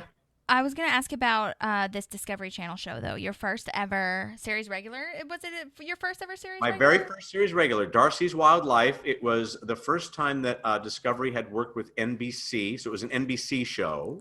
Oh, okay. They call a tween show for tweeners. And it was the new show that took over for Lizzie McGuire. Oh, okay. Lizzie McGuire had finished, and so the guys who were the head writers on that and the creator of Lizzie had this new show called Darcy's Wild Life. So, yeah, that was my very first series. We shot it in Toronto. Oh, wow. Yeah, and I had always been a co-star, guest star, occasional recurring, did a lot of soaps. A lot of soap operas recurring on the Bold and the Beautiful. I was and the Young and the Restless, saw that too. I did every soap on television I've done. Everyone. That's amazing. Is that something? Sorry. But anyway, it was my first series, and I got to play the dad. It was my first time playing the dad, and it changed my career in terms of I was getting seen for a lot better stuff after I'd had a series regular. Right. I just got seen for bigger parts. I got into casting offices I'd never been into before. So again, that was a really, really big boost for me. And talk about a rarity in the business. I still know very well Sarah Paxton, who played the lead. She played Darcy. Pretty much a lot of the people that I worked with, her parents are very dear friends of ours now, and she's grown up and married. And so some people for that show, we still, in fact, the creators of the show, are some of our best friends. Yeah. That's awesome. Yeah, it's really awesome. Maddie, what were you going to ask about you when he was talking about soaps? I was going to ask, is it different to prep for a soap opera than it would be to prep for like Parks and Rec? Very much so, because it's soaps are so specific because you've got multiple cameras on you. Mm-hmm. So if on Parks, you're going to do several takes. On a soap, you're like doing one.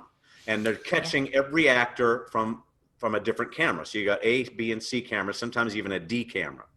So when somebody gives you a line, they call it a soap opera pause. When somebody gives you a line, you don't answer right away because the camera that's on them has to go off and the camera that's on you has to come on. In other words, they have to switch the shot. So when they finish talking, now the camera switches to me where I go, yes, you are going to live, or whatever it is. Yeah. And so there's that weird pause between when they finish talking and you start saying your next line.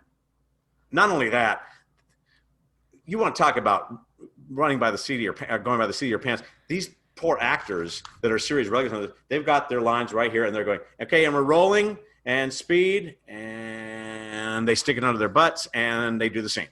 I mean, it moves so, you've got to get so much in the can in one day. And, you know, they're there from 7 a.m. till 5 p.m, and you got to shoot 30 scenes. I mean, they are moving.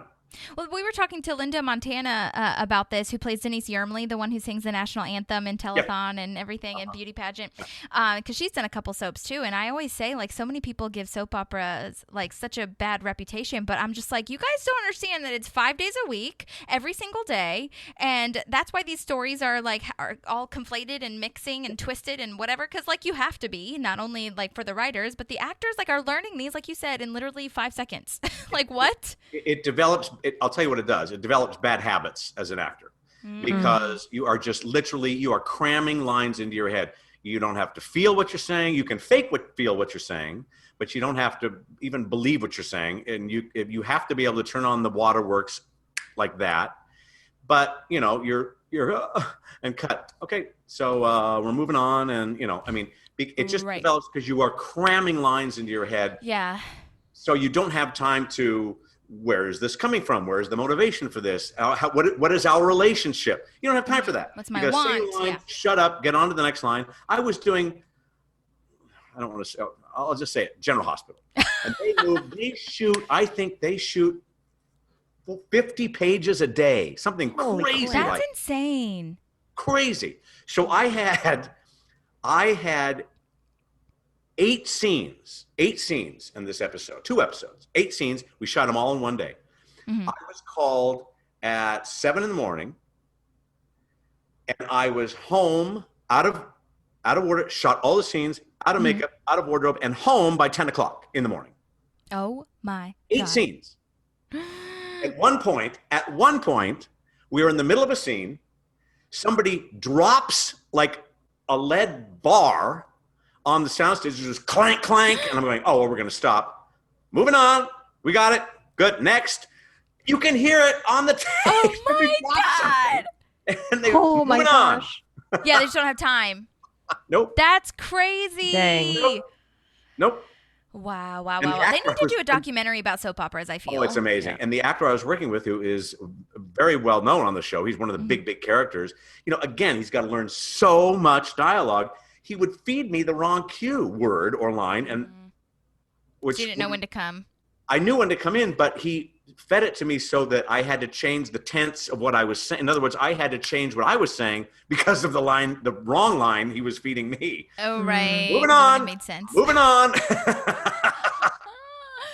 Wow. Did you have a lot of lines in those shows as well? I mean, you said scenes, but I didn't know if like you were in scenes just in the background or were you speaking a lot? Oh, no. These were huge. You know, Okay. when I was Bold and the Beautiful, I did 2 months on Bold and the Beautiful. Oh my gosh. Wow. I played a lawyer, and I'll never forget. I played a lawyer. I was hired for I think 2 or 3 episodes, and then I got called into the casting director's office, and she said, "Good news, you're going to trial.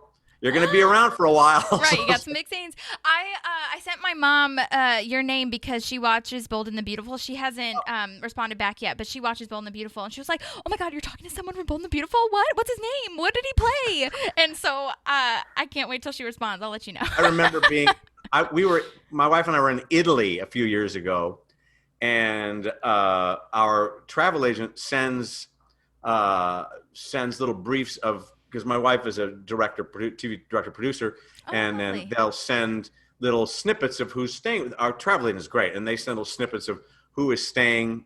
These people are. Here's what they do in the United States. This man's been seen on blah blah blah blah.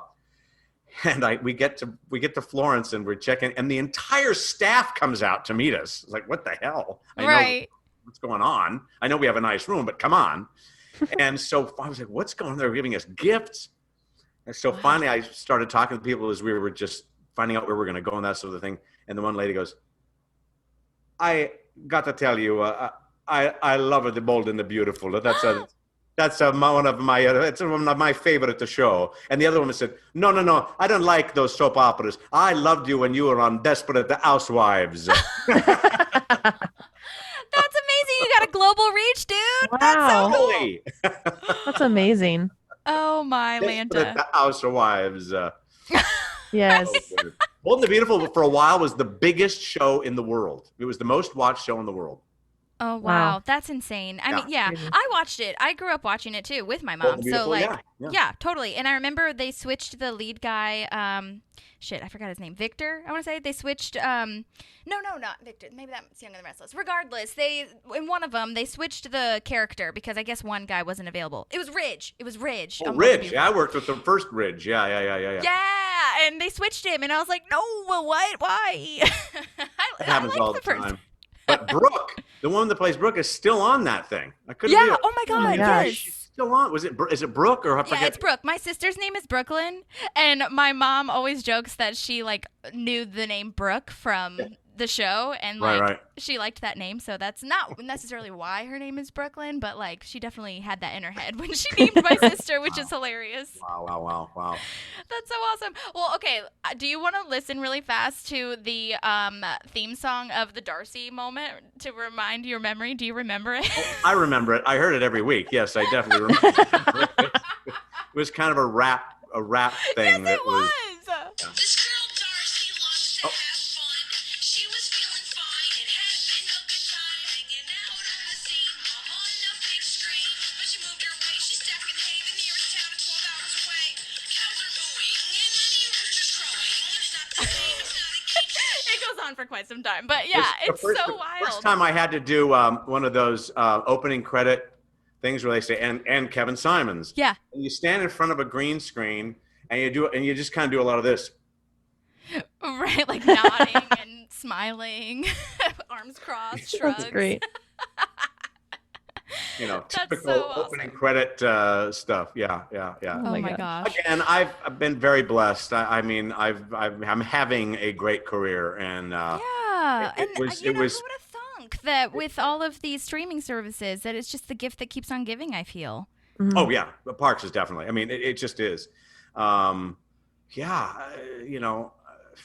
People they love it, and Mm-hmm. even in Los Angeles, because you think, well, you get spoiled. You see celebs all the time. I mean, people are so nice. They're not obnoxious, and I would say besides Parks, the most recognizability is from the kids shows. Best Friends Whenever, iCarly. I swear to you, people these kids watch these shows over and Yes. over. And Henry Danger is like, it's like Yeah, you were in that huge. too. It's like massive. And I did 3 or 4 of those, and It's crazy. People reach out all the time on social media, and they're obsessed. It's amazing. And you're in all age ranges now because you've got the soap operas, the kids shows, and parks. So like you've got beginning, middle, and end of their lives. I probably get asked other than how do you memorize all the lines, which is what everybody always asks you. You know, how do you memorize all those lines? Well, you just do. But everybody says well, it's a lot. You create a history, I'm sure. So yeah. Yeah. Well, the other question I think I get asked the most is, what do you like doing better? Stage, TV, film, blah, blah. I always say I like doing all of it, and I like doing whatever pays, because I've done a ton of free stuff, and I still do. You know, I'll do reading and stuff like that. But you utilize your skills as a commercial actor, as a film actor, as a television actor, as a voiceover actor, which I've done a ton of voiceover. You utilize all those. You approach them differently, but at the end of the year, it's the bottom line of how your year was, utilizing all of the talents and all of the skills that you've picked up over those years. Yeah. You know, like Jay, he does so many different things. He's got so many skill levels. Mine all happen to be in the acting world, because fighting never really grabbed me. I was never really that. I like more of a script, and then also improv and all that sort of thing. But yeah, it's kind of, you have to utilize everything, all the gifts that you've been given. Yeah, and I mean, as an actor, I feel that you have to know how everything works. So you have to have worked behind the stage, or you have to have some serious empathy for the people that are doing everything else around you, and that makes you a better performer. You know, well, that's why I always tell young actors, even if you're doing extra work or you have a one-line co-star, when you're on set, observe, watch, see how a set works. Yes. Who is a grip? Who is lighting guy? Those lighting guys can make you look great or crappy. Yeah. Be nice to know the camera people. You know, if you happen to be blessed and you get invited to a rap party or something, go up to the editor and thank them profusely, because they can make or break your episode. Oh my gosh. They can make you look great, or they can cut you to not look so great. So. Yeah. Do you have a character that you resonate the most with on Parks and Rec? Yes, you've asked this before. I gotta tell you, I love Ron. Okay. I know you probably get a lot of people that say that, but not a lot. Love Ron. It's just so, like, he had to, Ron had to take a course with Aubrey.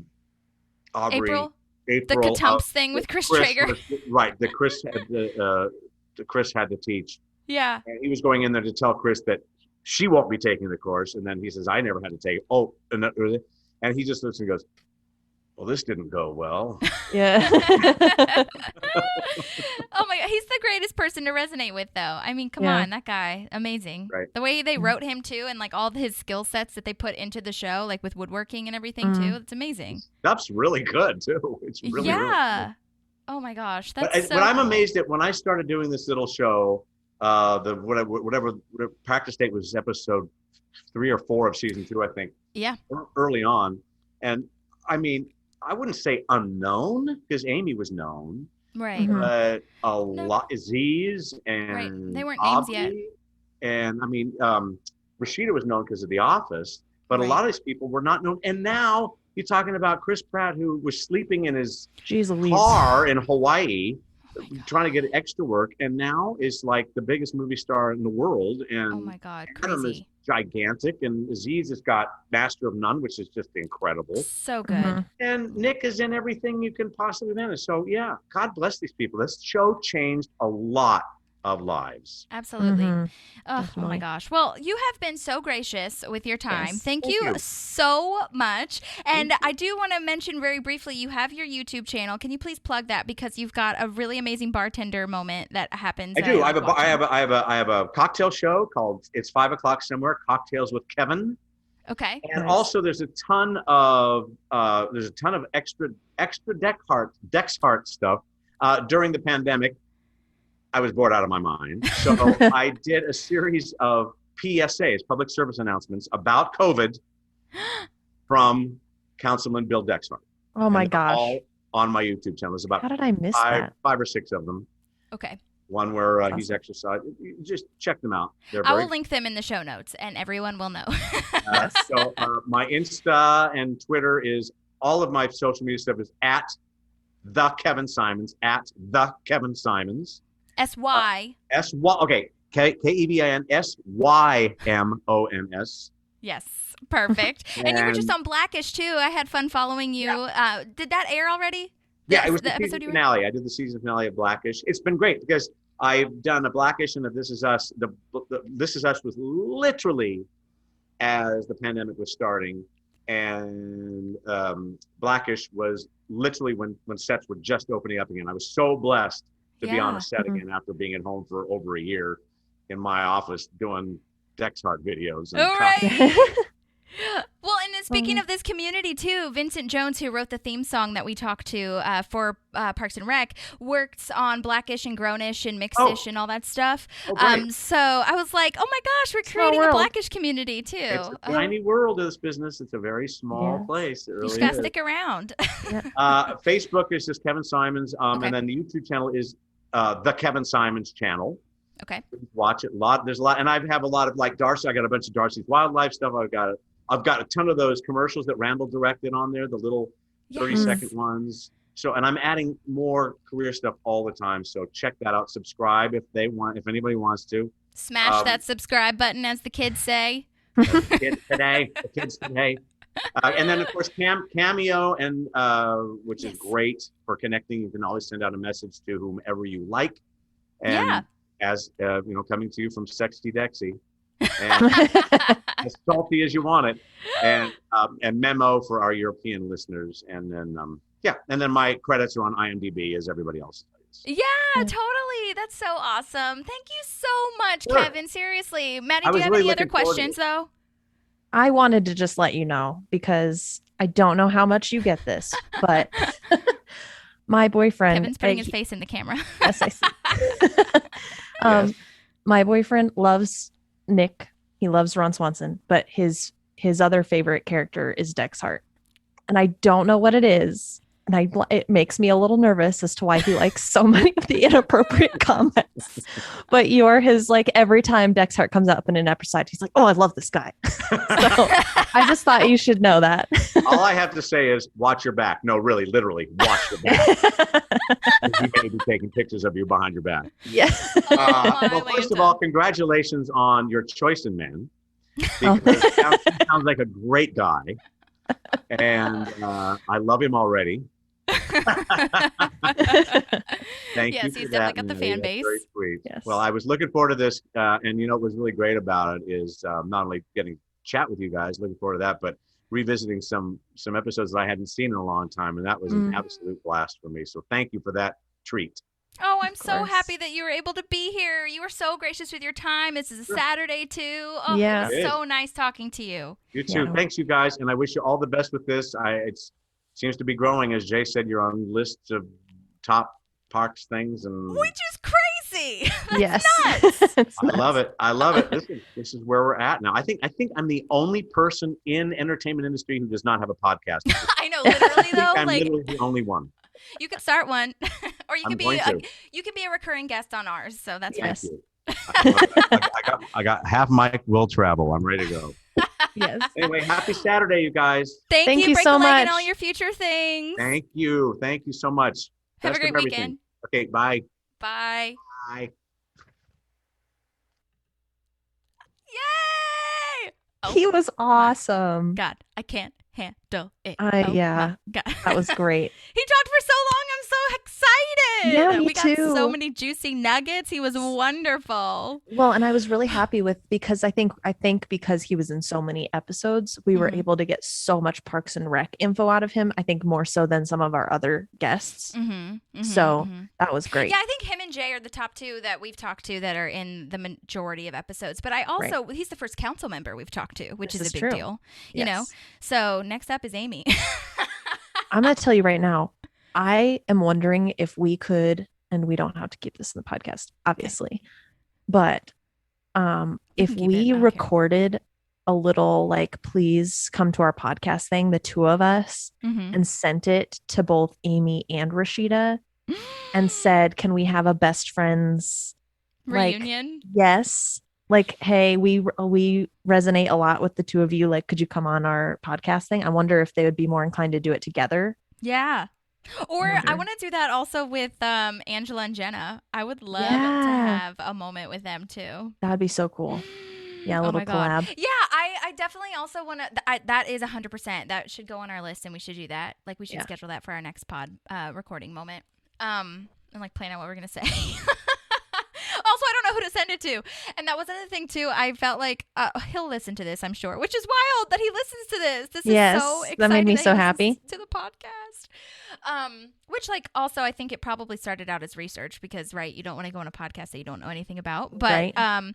I really wanted to ask him or tell him, like, if you see Randall or anyone or Dean anywhere around, can you please tell them that we are, like, needing them to talk to us? Even if they just Yes. want to send in voice memos, I don't even care. I just want to talk to you somehow or send me an Yeah. email. Yeah. It's so rewarding and nice, though, to hear that the set was wonderful and that it was so collaborative. I mean, it really is just proving that everybody is, passionate about what they're doing. And it makes such a difference. And they're friendly. And it's nice. Also, it's very interesting because all the characters that have played, like, sleazy kind of people or Mhm. mean people, like Mel, the red-faced man, they're just They're not so cool. that. You know what I mean? Yeah. But Well, like and I they're so think- committed to their character because they're having so much fun with it, you know? Right. Well, and I think it also is heartbreaking, at least for me growing up, if I would watch something and I loved it and then I found out later like that person actually wasn't nice in real life or whatever, right? Mm-hmm, So like seeing this vibe on Parks and Rec and then listening and hearing that in real life on the other side of the camera, that's exactly what it was like. mm-hmm, It's like heartwarming that like this thing that I find peace in and safety and comfort is actually exactly that for everybody else too. So it's very Yeah. cool. That's awesome. Okay, well, so again, follow him on all of his things. He's at the Kevin Symons, KevinSymons, and then his YouTube channel. Let me just look this up really fast. So I tell you, I know he said it, but I just want to repeat it for everyone. It's the Kevin Symons channel, and yeah, okay. So I'm looking it up, and he does a lot of councilman cameos that he's been posting. He has a highlight reel. But my thing is he's making all these cocktails and these like mocktails and all these things. He has one that's ginger beer mocktails. Oh my God. I can't wait I to. love ginger beer. Me too. I can't wait to try it. I haven't tried it yet. But yeah, so he was so nice. That was so rewarding. I'm so glad. He was so gracious with his time. I can't even handle how much. And then all these people seem so humble. Like when he was talking about like, oh, well, after you talk to Jay, I don't know if I'll be interesting at all. I'm like, are you kidding But, me? like- Do you know who you're talking to? Yeah. But he seemed like a super stand-up dude. So I'm excited about that. Yeah. That's so good. Awesome. Well, go follow him and all the things. And then if you liked this episode, please, please, please write us a review or share it with someone that also likes Parks and Rec, because I think this is a really interesting conversation to talk about not only Parks and Rec, but also like his life and career before. So that's really cool. And watch all the things that he's been in because he's super dope. And we had a great time with him. So thank you, Yes, we did. Kevin, for coming on. Thank you. And we will see you when we see you. And yeah, just go back and listen to Jay's also if you haven't heard his. So, but yeah, we'll see you next time. Thanks for listening, everybody. Have a great week. There's a park and some pals, and there's also therapy too.